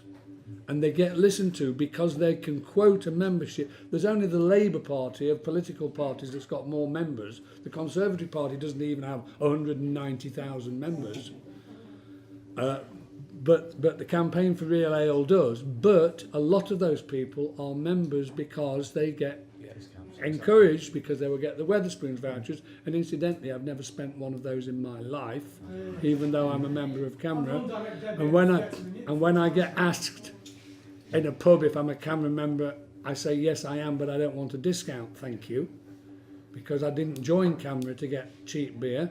The Nottingham Drinker, which is one of the best CAMRA local publications, has a whole page dedicated to updating you on where you can get discount through being a CAMRA member. And I think those things are fundamentally wrong about the way the organisation is structured. But there are, of course, bigger issues that need to be addressed during the course of this afternoon about how it's going forward with its revitalisation project and so on. I'll shut up for a bit. I'll just Nick come back on that, then I'll take Ray and just over here then. And what I will say, don't tar every CAMRA member with the brush of wanting a discount. I am a member of Burton South Derbyshire branch. We are proud of the fact that we have not a single branch pub that gives a discount. We don't ask for it, we don't want it. We have two Wetherspoons, they do what they like. But we are the Campaign for Real Ale in Burton, and we want to support the pubs and we want to support them. I don't take discounts. I was forced to take one last night by the licensee of the Brunswick in Birmingham in Derby, who when I was asked, are you a CAMRA member? I was about to say no, and he said, yes he is, and he can't get away with it. And I ended up paying slightly less on a pint, which I was happy to pay the full price on. Shouldn't you offer to pay more? Yeah. In my opinion, my personal opinion, if I get a discount, somebody in the room is paying for it, and I don't agree with that. I'll just take on the floor. Ray first. 2 points from me, myself. I think, you know, CAMRA, obviously, you know, the biggest consumer organisation in Europe now, and from a brewer's point of view, you know, when you run your regional competitions and that, and you win an award and you go to GBF, it's a big day out for us. Yeah. You know, we all get in the cars from the valleys up to London, and it's a big spectacle, it's massive, and, you know, this year was a great year for us because we had a goal in London, and, you know, and I appreciate all the work and the volunteers, you know, that obviously do all these festivals. Now, without these awards, we don't get a trade. Like, and our trade has picked up a lot because we've won awards. And I take my hat off to all the members for that. The other point is the cask and keg thing. I had, I think it was the Gwent CAMRA who come to our brewery, and we had a debate that said cask be keg, you know. And I think one of the CAMRA guys came up with a really good point. He said, what is the keg beer you're selling? Is it pasteurised? Is it sterile filtered? Is it not filtered? So I think what we've got to try and organise between us all is how did we define this new keg craft beer that's coming in, right? There's all so many different ways of doing it. And I think CAMRA, you know, real ale is real ale. This keg beer, or whatever you want to call it, has to be something. And you have to be able to tick the boxes in it. Is it filtered? Is it pasteurised? No, because the old keg beers years ago, you remember the old rights we used to have up the valleys, like? It was dreadful, like. Still in the plough at Aberhaman, innit? Some CAMRA members think... I took out the plough in Aberhaman. So I think it's important that we define this thing, and whatever it is, it has to be done properly, right? Because there's so many Mickey Mouse keg beers about as well, you know. The name exists, surely, doesn't it? And part of the other thing it does, Great British Beer. It doesn't. Wouldn't that suit the purpose? I'll take a point from here. So, I've been a member of CAMRA for 30 years, and I think if you're not a member of CAMRA, perhaps you have a right to have a go at CAMRA. So I've always been a member. What should we do now? It should be educating. It should be educating. Agree. And about the price of beer. Yeah. The quality of beer, and like you said here, about keg beer, what is it? What sort of thing is it? But also, just how much it costs to make beer. We have, we're from Madison's Brewery here. We've got CAMRA groups come to our brewery, and we talk to them about things. And we're saying, 1 week out of 4 goes to beer duty. And they go, what? And we say, and then we pay VAT. They go, what? On top of it? Yeah. And then we've got corporate. I'm not moaning about it, but I think general public, CAMRA members, they know how beer's made. Yeah, it's great. They appreciate it. I'm not making a fuss over it, but there's so many people like Cloudwater who have said, we're not doing cask beer anymore because we just, number one, can't guarantee the quality. And number two, we're not making a profit on it. I would say my point would be, to follow Tyler's point, a lot of it's not necessarily a CAMRA thing, it's a cultural thing. Cask beer is seen as a commodity, has been already said. Therefore, a 4% cask beer is a certain price. I could brew a cask beer with 20 kilos of citra in it, what costs 500 quid. Some other guy brew it with about 100 grams of fuggles in it, costs like 30p. But it's still 4% cask beer. Why should I pay more for your beer? Yeah. Because my beer costs 400 quid more to make. Yeah. Well, I don't care about that. It's cask beer. Cask beer is suffers from an image and a real price squeeze. Yeah. And CAMRA, we've been involved with Wetherspoons, who, if you knew what they paid for cask beer, it was absolutely criminal. It's basically cost price. They want to pay brewers cost price for the beer. It's just ridiculous. I mean, we don't sell those things, never have done. We never sell to them. I think that's wrong. CAMRA should be do the same about it. We had a wrong invoice to us from a local brewery. And it was meant to go to Wetherspoons. On the same delivery, they were charging us £78. And they gave us the wrong invoice. They gave us Wetherspoons invoice. They charged us 47 quid. So next time he said Johnson beer, I said, yeah, I'll have it 47 quid. He said, I can't afford to do that. I said, you can't do Wetherspoons. You can't do it to me, don't supply. There was a point, a gentleman just behind you, actually, on the yep. Yeah, I'm going to try and tie several elements together here. I've been a CAMRA member since 1977. I'm closely associated with the brewing industry. I have 5 pubs with a good beer guide, 6 ones in currently. I also sit with Nik on the CAMRA's National Festival Committee. I also sit on the National Volunteers Committee, which seeks to educate CAMRA members. So I feel we've got a position of authority, and what I bring to that party is exactly what you've been saying about the guys. People go to my pub now and legally drink the craft and the real ales. It's down to educating the membership, to be able to educate the trade, then in turn to educate their staff to be enthusiastic about this product and not to undervalue it. So this is all part of the revitalisation we keep talking about.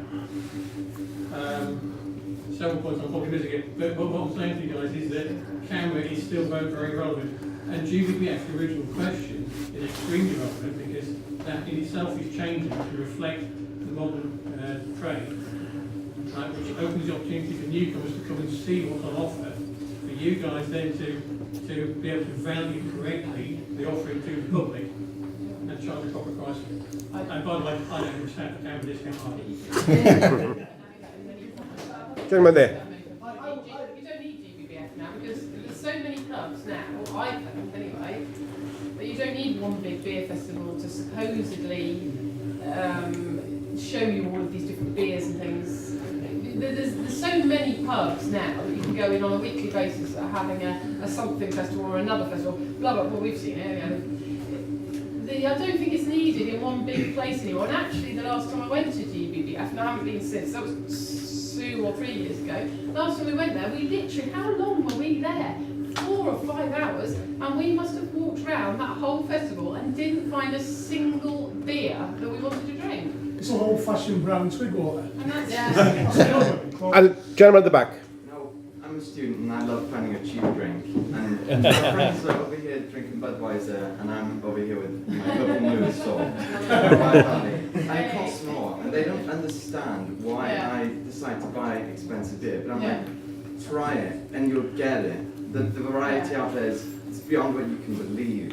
Yeah. And I've recently found some like minds in the Cardiff University Real Ale and Cider Society. Yeah, they're a good group actually. Yeah, I've had the most brilliant conversations with them, and it's something I'm truly proud to be a part of. So. But it's a But struggle, isn't it, to get people to pay that bit more. As consumers, we're fed in other markets. You look at the explosion in craft gin, and people are willing to subscribe to gin clubs and pay £40 a month for a good bottle of gin. Why are we not having that same explosion in real beer, or good beer? I wrote a piece about this recently, and I always like to make the comparison with wine. Whereas if you're in a decent pub and you've got a good wine list in a pub, you'll have a white wine, which is a house wine that's, I don't know, 12, 13 quid a bottle. And then depending on how good the wine list is, you might go up to something which is like 70, 80 quid a bottle, something like that.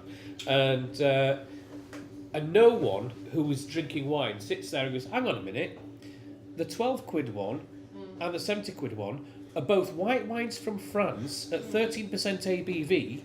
Why is that one 70 quid and that one 12 quid? Yeah. They just assume that the 70 quid one must be way, way better than the 12 quid one. And we need to get more of that knowledge into beer. Well, it's super. You just Is that a role for CAMRA?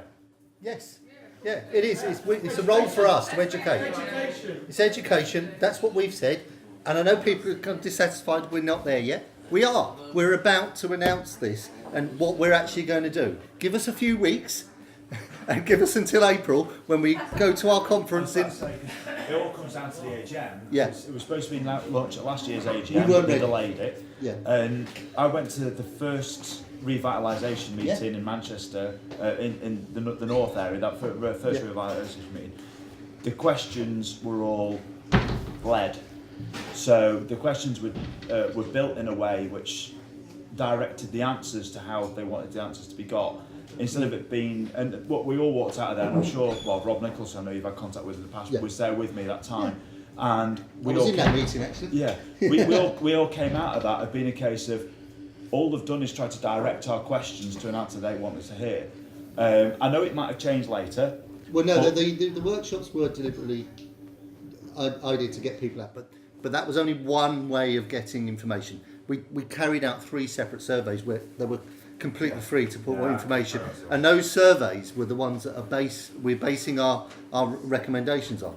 We've reviewed those. We had to do impact assessments because we've got to understand if we did something, what that impact would be on CAMRA. At the end of the day, we've got to think. You're right. We are a massive consumer organisation. We've got 190,000 members. We've got a voice. People listen to us in the industry, and we need to continue to maintain that, but move along. It should be evolution, not a revolution. So, with regards to impact assessments. Yeah, they're done. Yeah. Does that impact assessment include removing of the discount structure with the CAMRA and how that would affect the membership? But surely sat on the national executive, you are able. You say you don't accept that. You don't. No. None of the pubs in your area accept discounts, and you're quite proud of the fact that you never asked for one. Yeah. You sat on the NE, and surely this has been raised within the. I know it's been raised in revitalisation because I know I mentioned it myself in the meeting. That surely sat on the NE and you don't agree with discount structures and all that sort of stuff.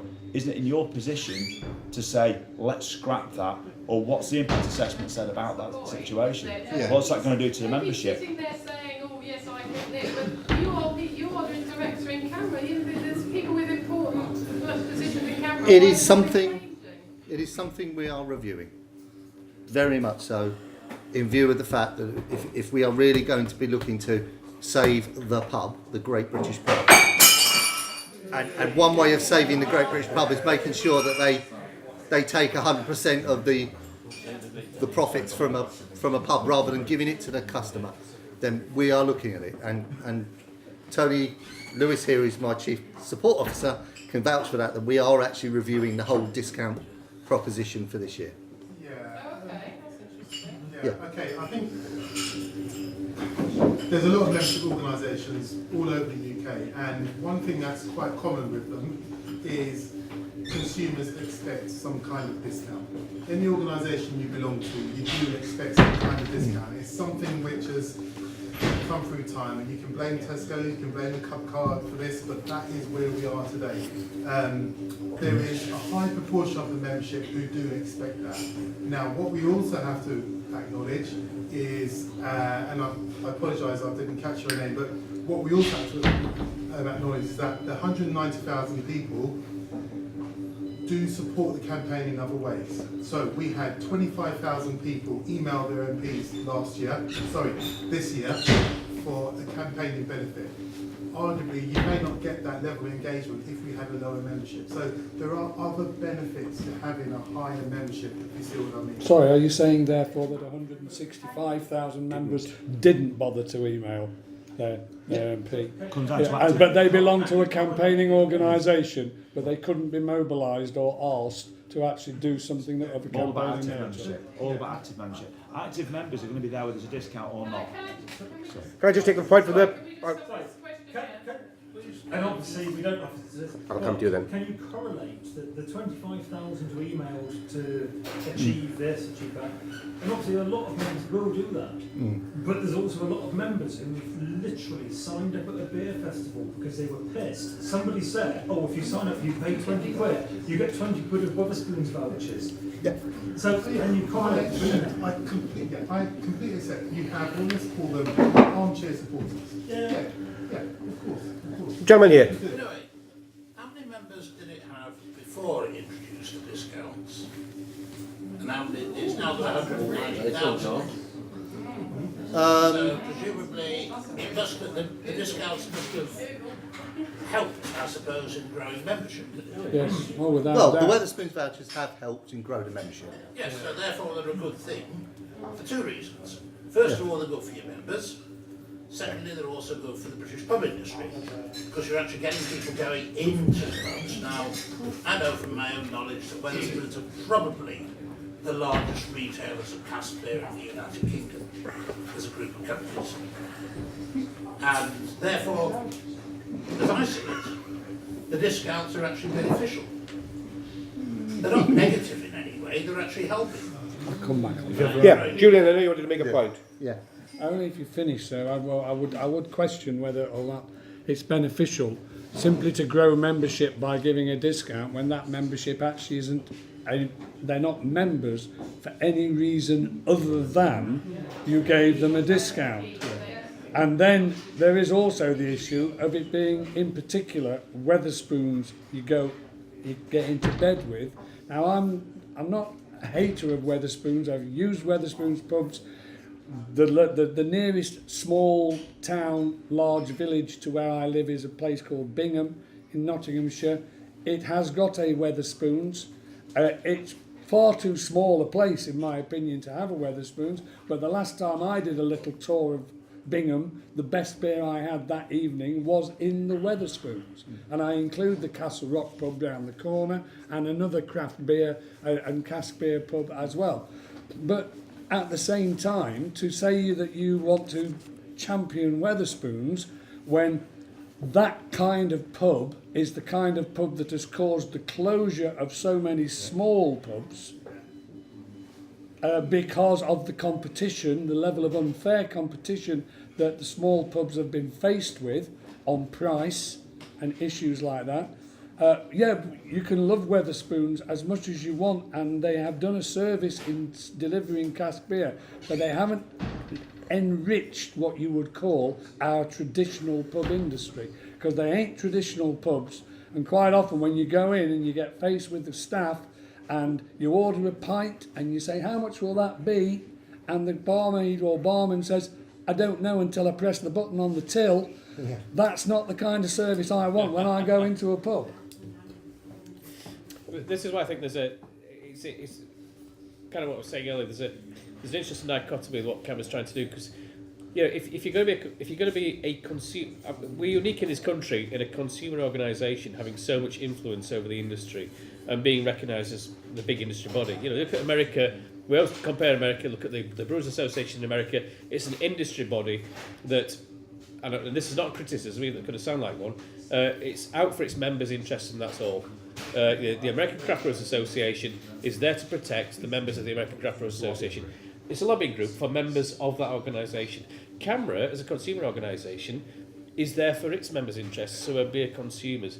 Now, you look at something like Groupon, which exists to get discounts for its members. No one could say that Groupon is bad or shouldn't exist, but it's there to get discounts for its members.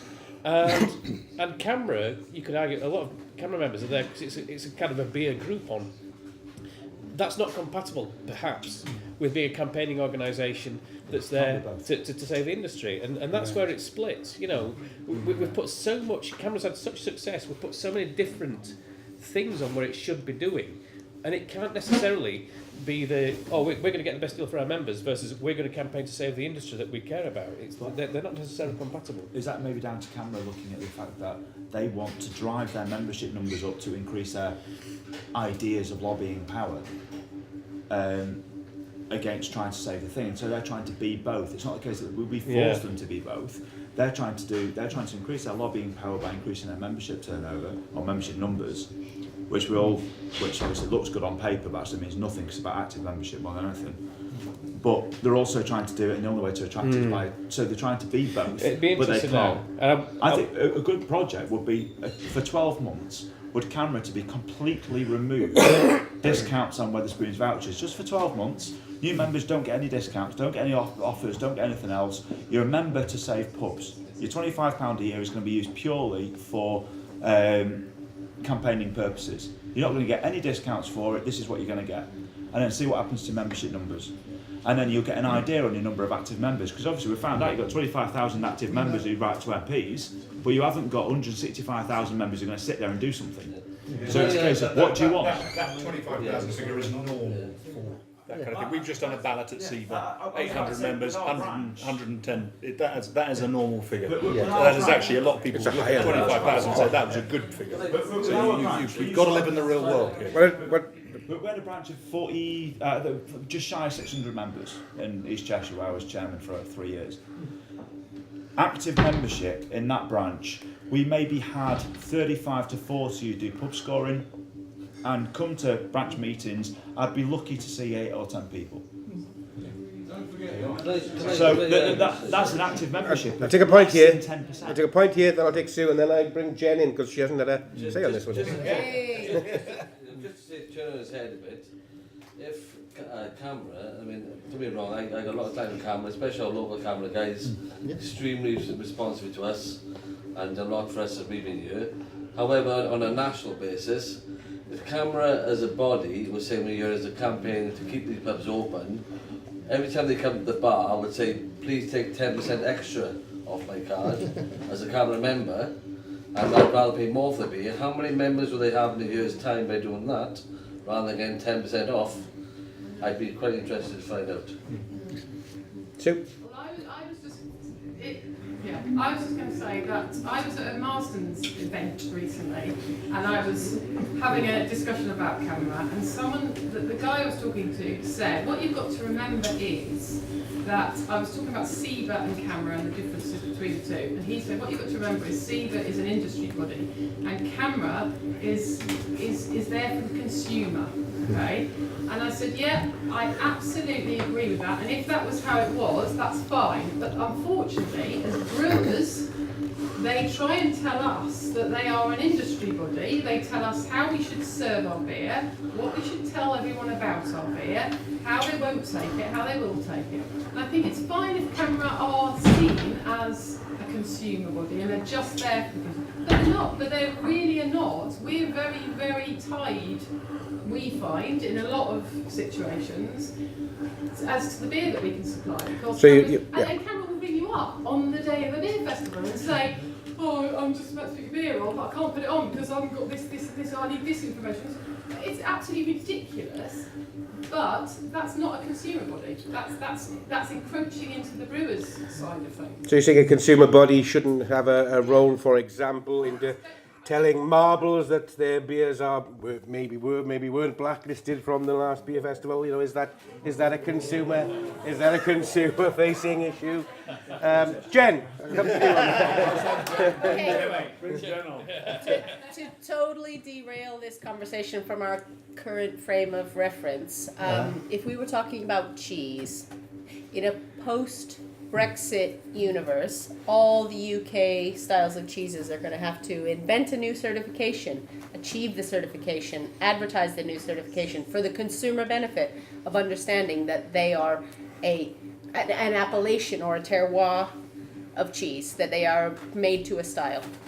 I think there's something in it for the producer and for the consumer about a style being sacred with very clear boundaries and that the person knows what they're buying. It doesn't necessarily mean that the format, the brewer, the raw materials are sacred, but there are clear lines about a product. So for my money, I think there's something here about consumers and producers getting together to say this is a protected style. It may have to be dispensed in a certain format. It may have to be brewed in a certain way. There are things that you're allowed to expect. And I think there's something there then that's bigger than the UK. I think there's something there then that is for the worldwide consumer to be able to say this is a protected, accredited style that I wish to consume, only produced in traditional fashion, only with traditional ingredients and traditional methods, and therefore by purchasing this product I have put my money in protecting this specific style.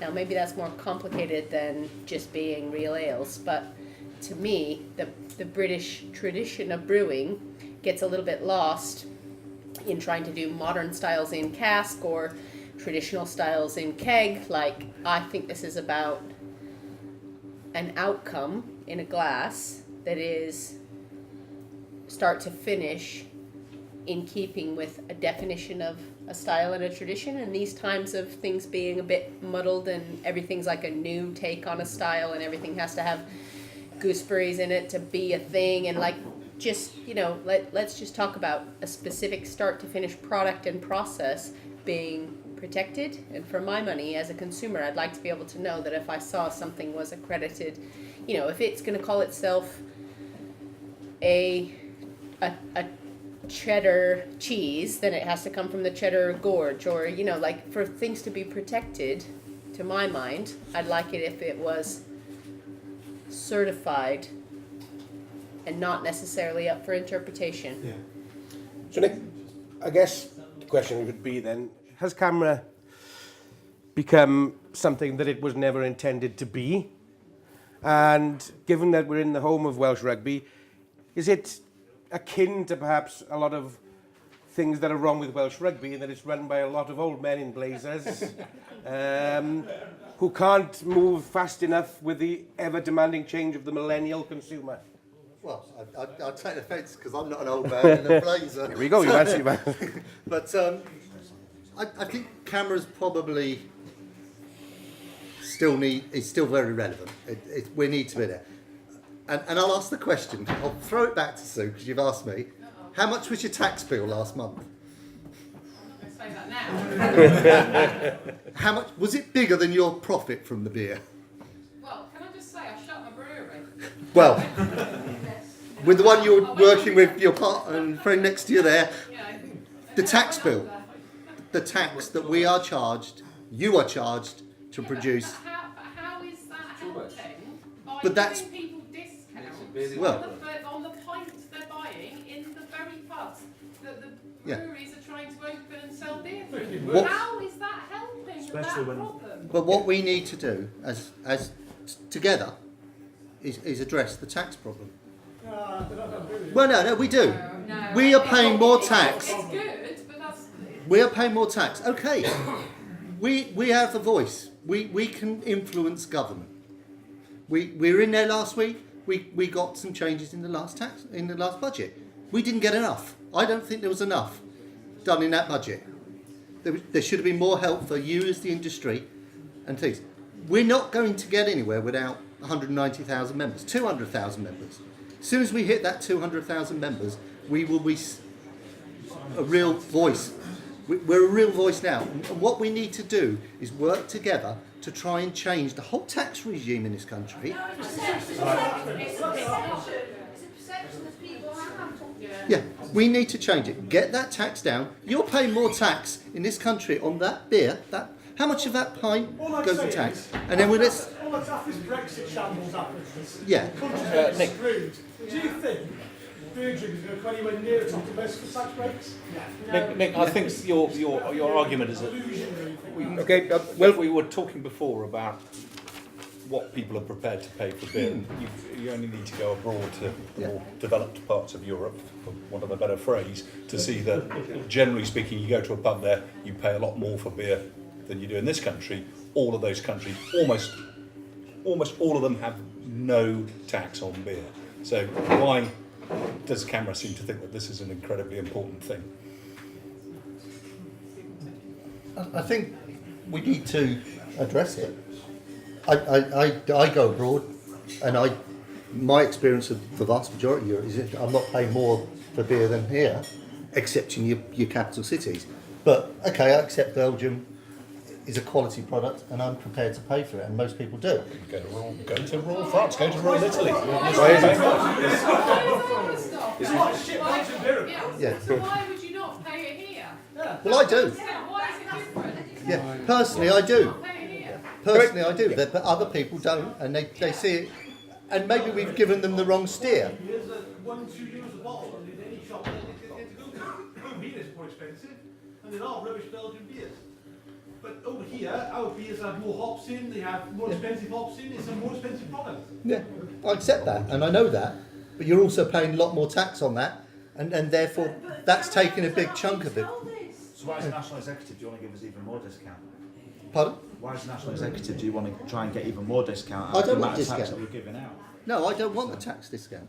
Julian, do you want to come I in? want you to get the tax. I want the basically, if it's £3 a pint and you're only getting £1 out of it because of the tax, I want you to get £2 out of it.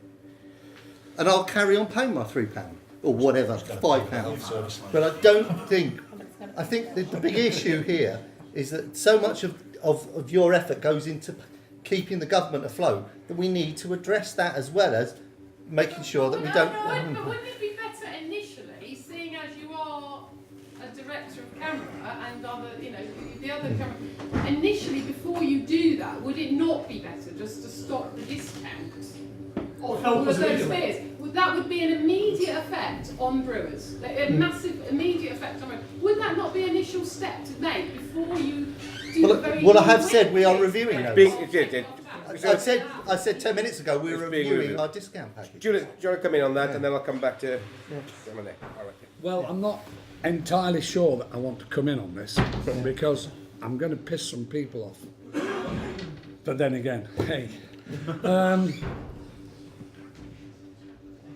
I'm assuming that all of you people buy things other than beer in your lives, even though it may be a high percentage of your spend.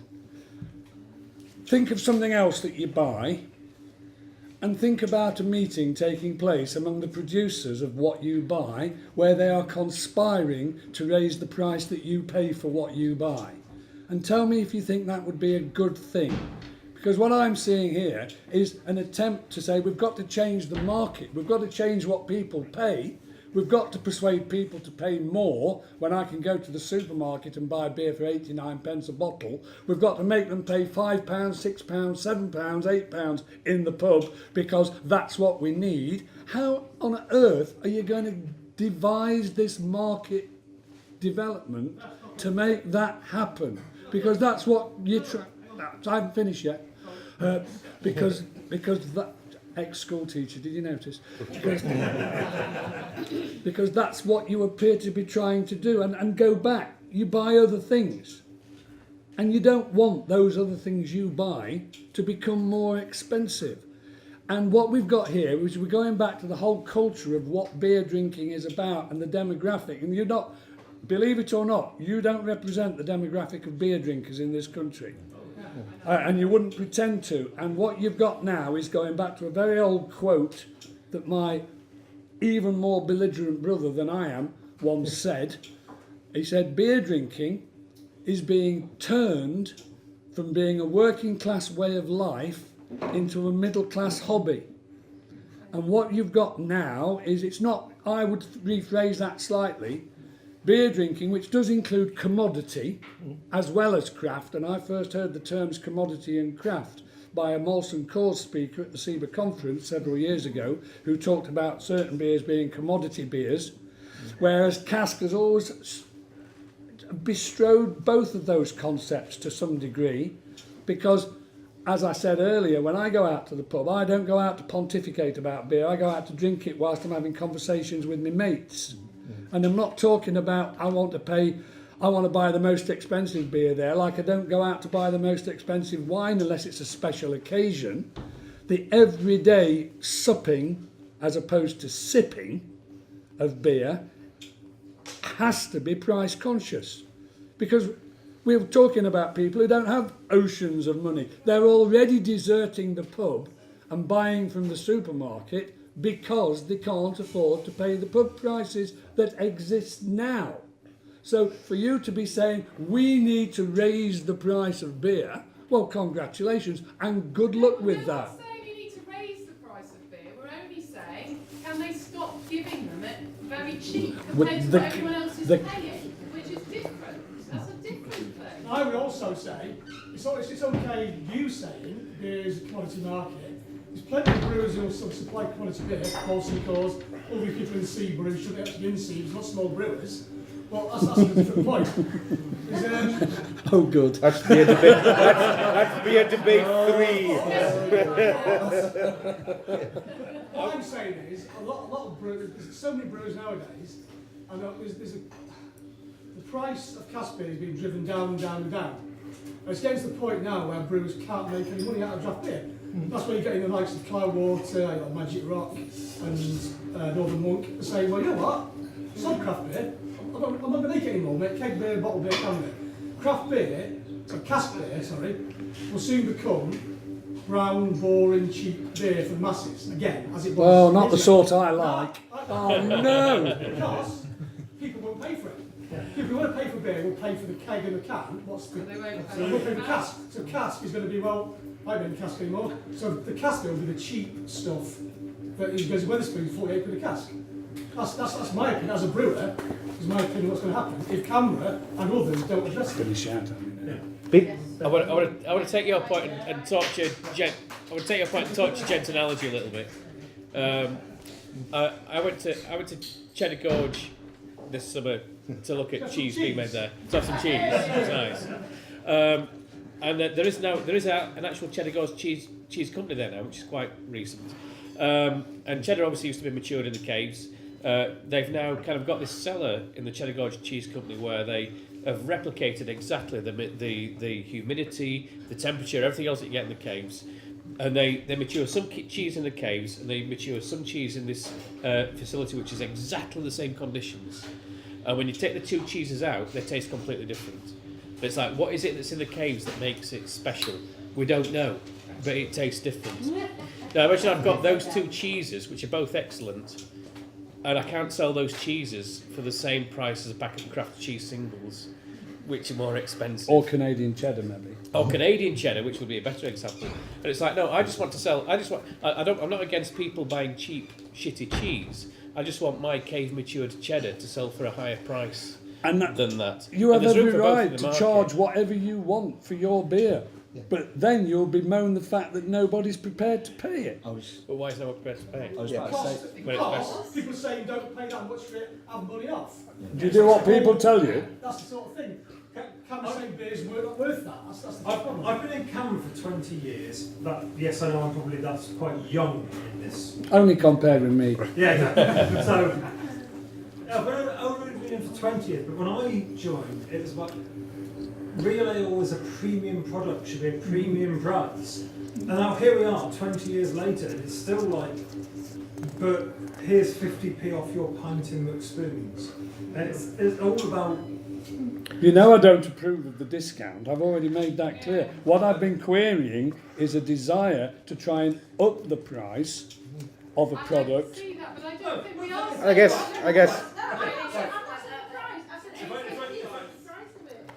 Well, Closer to the bar, you see. I'm, albeit a very, very part-time brewer with beer, I am still tied into the whole concept that for a given ABV, I can only charge a certain price. I can't charge any more than that. It doesn't matter what I say I've put into that beer, people only want to pay a certain price for that strength. Now, if I put that same beer into a keg, I can say, this is what I've done. It's got this, it's got this, it's got this. And I'll charge whatever the fuck I like, and people will pay it. Because certain it's like, people will pay it. Because you've got that, they appreciate it, isn't it? But as soon as it's in a cask, it's like, but it's a 5% beer, that means it can't cost more than 70 quid a night, because I can't put it on the bar for more than 3 quid. It's perceived as a beer of the people if it's in cask, you see. It's perceived as a beer of the wider population rather than something elitist. I've got breweries down the road who can brew beer that they can sell for 60 quid a night, because there's fuck all in it, and that they can put on the bar for 3 quid. I put more in, it costs me more to make it. So literally, to sell it for the same price as the brewery down the road is coming out of my own pocket. Yeah. I'll take a point here and then gentleman here as well.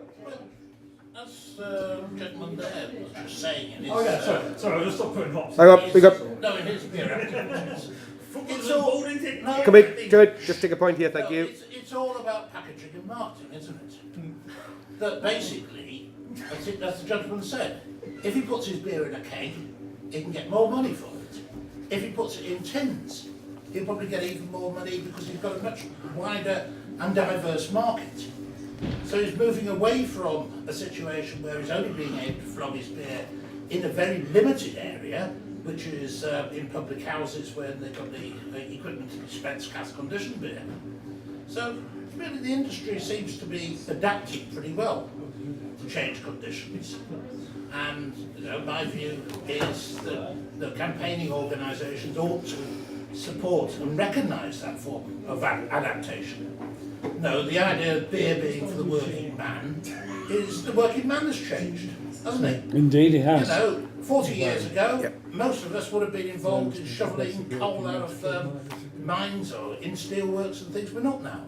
We work with our brains more than our hands. So life has changed. One of the most recent developments for us as publicans, which going forward will be very relevant, is what's happening in Scotland and what's trying to happen through Assembly in Wales. Is Minimum alcohol price pricing. being set. Now, as a publican, I think it's an extremely good idea. It will decrease the amount of people's consumers at home. Where does CAMRA stand on this idea, and is the price which is currently being set at 50 pence a unit far too low in my opinion? And should be set what the relevant price of an average pint in a pub should be, and perhaps £1 a unit. I know it's expensive, it does drive the consumer back to the pub, and avoids the bin drinking, which they all say they're trying to avoid.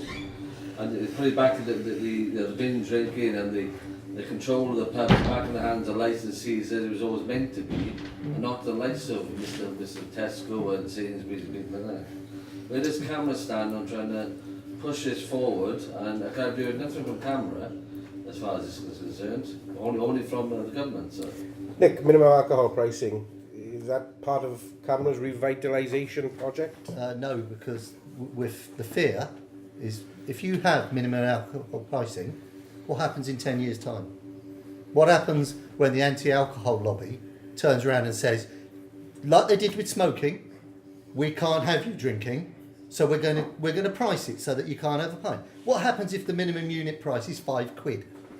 People buy good stuff instead of cheap Yeah, stuff because exactly. it's the same price. I haven't seen any homeless people with no money not smoking and stuff. They still smoke even if Yeah. they got no money. So they still drink if they got no money. They can still afford it somehow, can't Well, they can drink at the moment because they can get white lightning or whatever ilk of that for less than 10 pence a bloody unit. But if you accept minimum unit pricing, it's the start of a slippery road which will see us pricing alcohol like we did prohibition. We're going to have prohibition if you do it.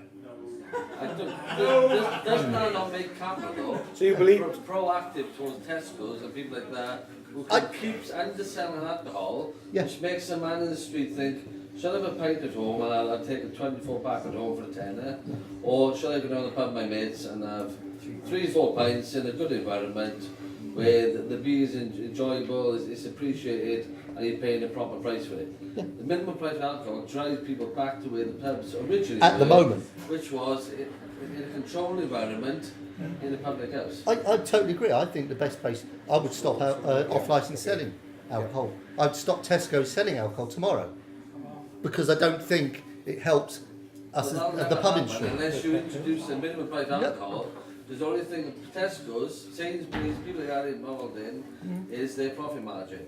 And if their profit becomes a point where they can't make a profit on it anymore, they're not going to start racking up their shelves with cheap prices of alcohol. Do you think they actually make a profit on a slab of Carling now?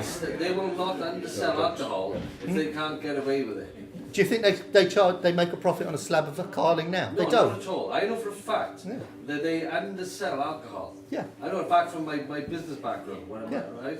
That they undersell products and alcohol deliberately to drag a consumer into there to buy something else. Yeah. And they are willing to offset that all day long. So they know if somebody coming in for a cheap price of alcohol, will bring them in, they might buy a bag of sugar, a bit of coffee, but something else. And they know that's the best way of getting that consumer into their business. If they can't do it anymore, then what happens to their pricing? There's better ways of forcing public. No, it's not like There is better ways to get the customers back in. VAT. Let's abolish VAT on alcohol served in a How does that pub. stop somebody going to Tesco's? It make it far more expensive. Buster, at the bar, the point at the bar. I just... There's a number of options there. As a brewer, I would be appalled to have government setting the price at which I can sell my products. Yeah. That's lunacy. That's the first step to hanging up my brewer's gloves. Yeah, why would I want to be in an industry where the government is setting the price? You know, somebody asked the question, what are the other options? VAT, okay, might be. I'm not convinced. VAT's not a great tool. There are a whole bunch of things. There was a proposal many years ago on a corporate social responsibility tax. The tax paid by retailers on the containers for which beer or alcohol was sold. That to me has got a lot of money. There's a bunch of other measures out there, and some of them in the public domain, some of them not in the public domain yet. But let's be clear on this. Unit pricing set by government is an open door for the health lobby, and let's not be in any way unclear on this. There is a very strong temperance movement out there, both in Wales and in the UK. There is both the Welsh Assembly, who are pushing for a minimum unit price, and also within Westminster, who are not currently pushing for a minimum unit price. That is coming. We are going to face that. Let's be very clear about what, as an industry and as a consumer organisation, and as drinkers, members of the public, people who have access to MPs, we have a role to play, we have an ability, we have something we can do. There's lots of things going on, there's lots of things that we can do. Where's the point I was coming back to? another drink. Realistically, I'm totally not in favour of minimum unit pricing, but I am in favour of finding a way for brewers to get better prices for their beer. That doesn't necessarily mean that prices on the bar have to increase. Okay, There's thank you. lots of other ways around that impenetrable problem. But there is lots going on. There's been some really useful debate this evening. Yeah. There's been lots of good stuff said. I noticed that the panel's been very quiet on the whole concept of discounts, and quite rightly so. It's a very, very small problem. Okay, we'll. Let's not get carried away on that one. Okay, thank you. I'll take a point here, 1 point here, and then I'm going to ask the panel just to kind of give their closing statements, because we've got about sort of 5 or 6 minutes left before people have to. Well, I know my bladder's not going to last much longer than that, to be perfectly fair. And in my industry, where the government are just about to try and price cap all of my members, I'm very much a very hot topic. But I'll take you first, you sir, and then. Yes. There's only one person that's actually getting a train back. So Okay. It's not, All right. I mean, Yeah. It's not good, but it's not horrendous. I still need to pee in less than 4 minutes, however, no matter what the vagaries of travel timetables are. Sir. Now, as a retired bootlegger, Thank you. Thank you. now as a retired bootlegger, I can tell you exactly what will happen with minimum pricing for alcohol. It will not lead to a huge drift back into overpriced public houses. It will lead to a massive bootlegging industry, which will not be dealing with beer because it's too bulky and difficult to shift around. It will be bootleg spirits. If you want large numbers of people going blind, suffering paralysis and everything else, then introduce a minimum price. Bucky's. Yeah, you could say that obviously there is a worry with minimum price of alcohol. Everybody has their own opinion on it. But from my own sort of thoughts, as a publican and as somebody from I remember, the only place you could buy any beer when I was a child was from the pub. You couldn't buy it from the corner shop. You couldn't buy it from an off-light. It was unknown. The only place you could go, you go down the road. You can get a signature off your mother to buy a flagon for her to take home, and it was the pub. At the time, there were lots and lots and lots of pubs, but lots and lots of industry. However, it has changed, and the only thing that's current at the moment is the amount of pubs that's closing. Now, they all close for one reason, and I've been a regional manager for a group of pubs, and I've watched them close one by one. And the same reasons all the time.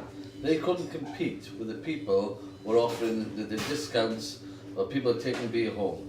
People would say, right, why have a beer? You only drink at home. This is not going to change unless there is some sort of cap where you either stop the supermarkets from selling alcohol, which is never going to happen, because after the government got shares, they say, Breeze, Tesco's and Christ knows what, they're all millionaires, we all know that. Or the other way is, you do introduce a minimum price of alcohol. Then at least then, if we have to sell at a certain price on the bar, they can't take it home, and all our brewers, and I'm a part of a brewing company myself, we get the price for that beer that is meant to be from the off. There's no other way I can see it can be done. Otherwise, pubs will continue to shut, and Tesco will make millions upon billions of what they make now. And JD Wells will continue to carry on doing what he does. Okay. And we'll never change it. Okay. Thank you. As I say, we do have to sort of kind of draw to a close, as some of us have to train, some of us have to go that way.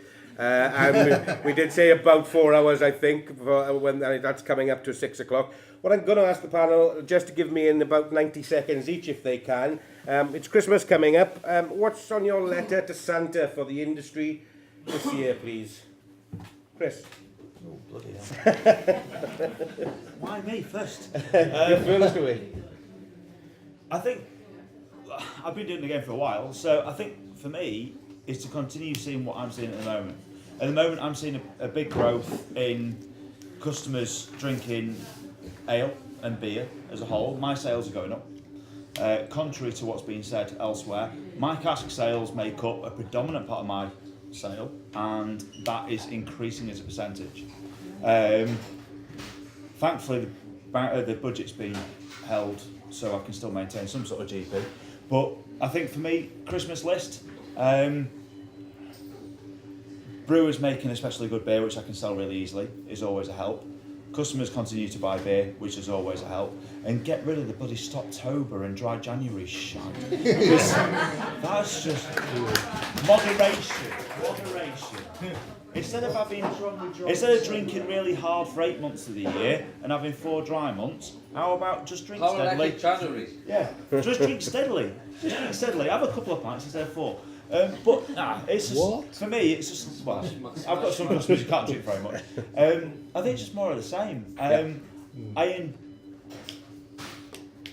The industry's growing and it's exciting and there's more stuff happening. There's more styles coming about, there's more awareness coming about, there's more education becoming for drinkers. I think we need more of the same. So yeah, that's pretty much. Thank you. Pete? My Christmas wish would be that we can all see the bigger picture a little bit more. Minimum pricing is a serious issue. CAMRA's direction, Wetherspoon's vouchers, all these things are things that need to be talked about. But beer as a whole is more exciting than it's ever been in my lifetime, even though the volume of beer being sold is in long-term decline. And the big issues for everybody in the industry, if you want to kind of see more great beer being sold and drunk and good brewers making better profits, is, as you kind of alluded to, the creeping tide of neo-prohibitionism in this country, which is being unopposed because we're all kind of worrying about the little things that are closer to us.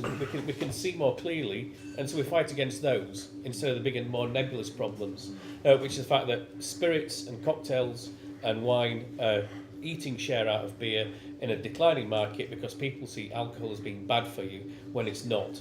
For the vast majority of people, drinking is a massively positive, influential thing on life. If it wasn't, we wouldn't be here. You know, alcohol began civilization, and alcohol has been present at most of the greatest things we've ever done as a species. We need to be kind of focusing on that and focusing on the attacks against alcohol as a whole, and protecting our rights as drinkers and our rights as drink producers, and the positives. And actually, it's becoming a dirty word to say that there are positives as a result of drinking. It's becoming, you almost can't say that to society now, and that's what we need to be focusing on. Thank you. Julian? It's been a very refreshing change. I hope it doesn't happen too regularly, but to actually be enjoying a moderate session in a public house where the topic of conversation hasn't been football or music or which pointless questions really taxed me this evening as I was watching it or whatever, and for us to be able to talk about the subject that binds us all together. I hope, and I suppose my letter to Santa would be, please let me carry on doing this for many years to come, enjoying the brilliant range of beers that we have, sampling the most interesting ones and slinging down my throat the ones that I find make a session come together most profitably for me. Thank you. Thank you. Nik? I think it's been covered with I'm with Pete on the prohibitionists and trying to get rid of the anti-alcohol lobby out there, which are going to take away one of my big passions, which is beer. And I don't want that. But equally, I'm going to be political. I think Mr. Newby should take his finger out of his arse and start bloody implementing some market rent only options so that pubs can genuinely buy beer from you people out there who make fantastic beer. Thank you. Jen?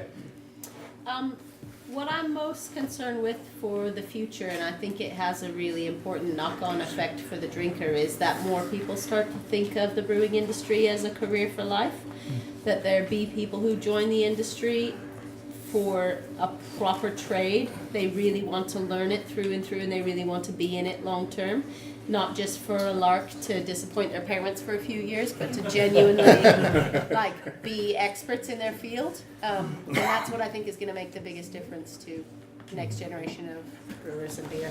Thank you. And last and definitely not least, Wilf? Well, peace, obviously. If it's, you know what, I was thinking about what I was going to say, and Jen put it very eloquently. I wish I'd thought of that myself.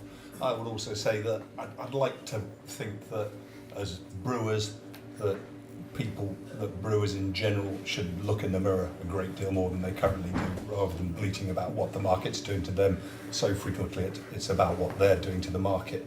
I'd also say that consumers should stop looking at, should be more individual, should try to actually aspire to understand what they're drinking more, and if we put both of those together, we'll have better beer and we'll have better fun.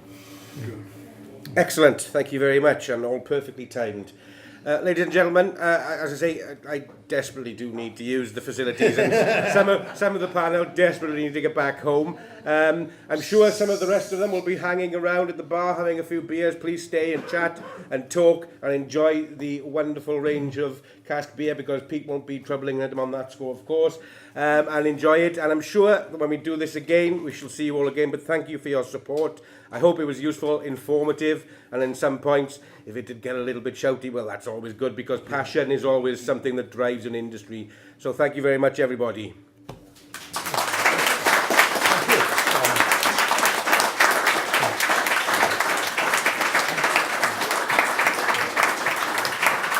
And can I just say thanks, of course, to Sue for organising it, and then again at getting everybody here.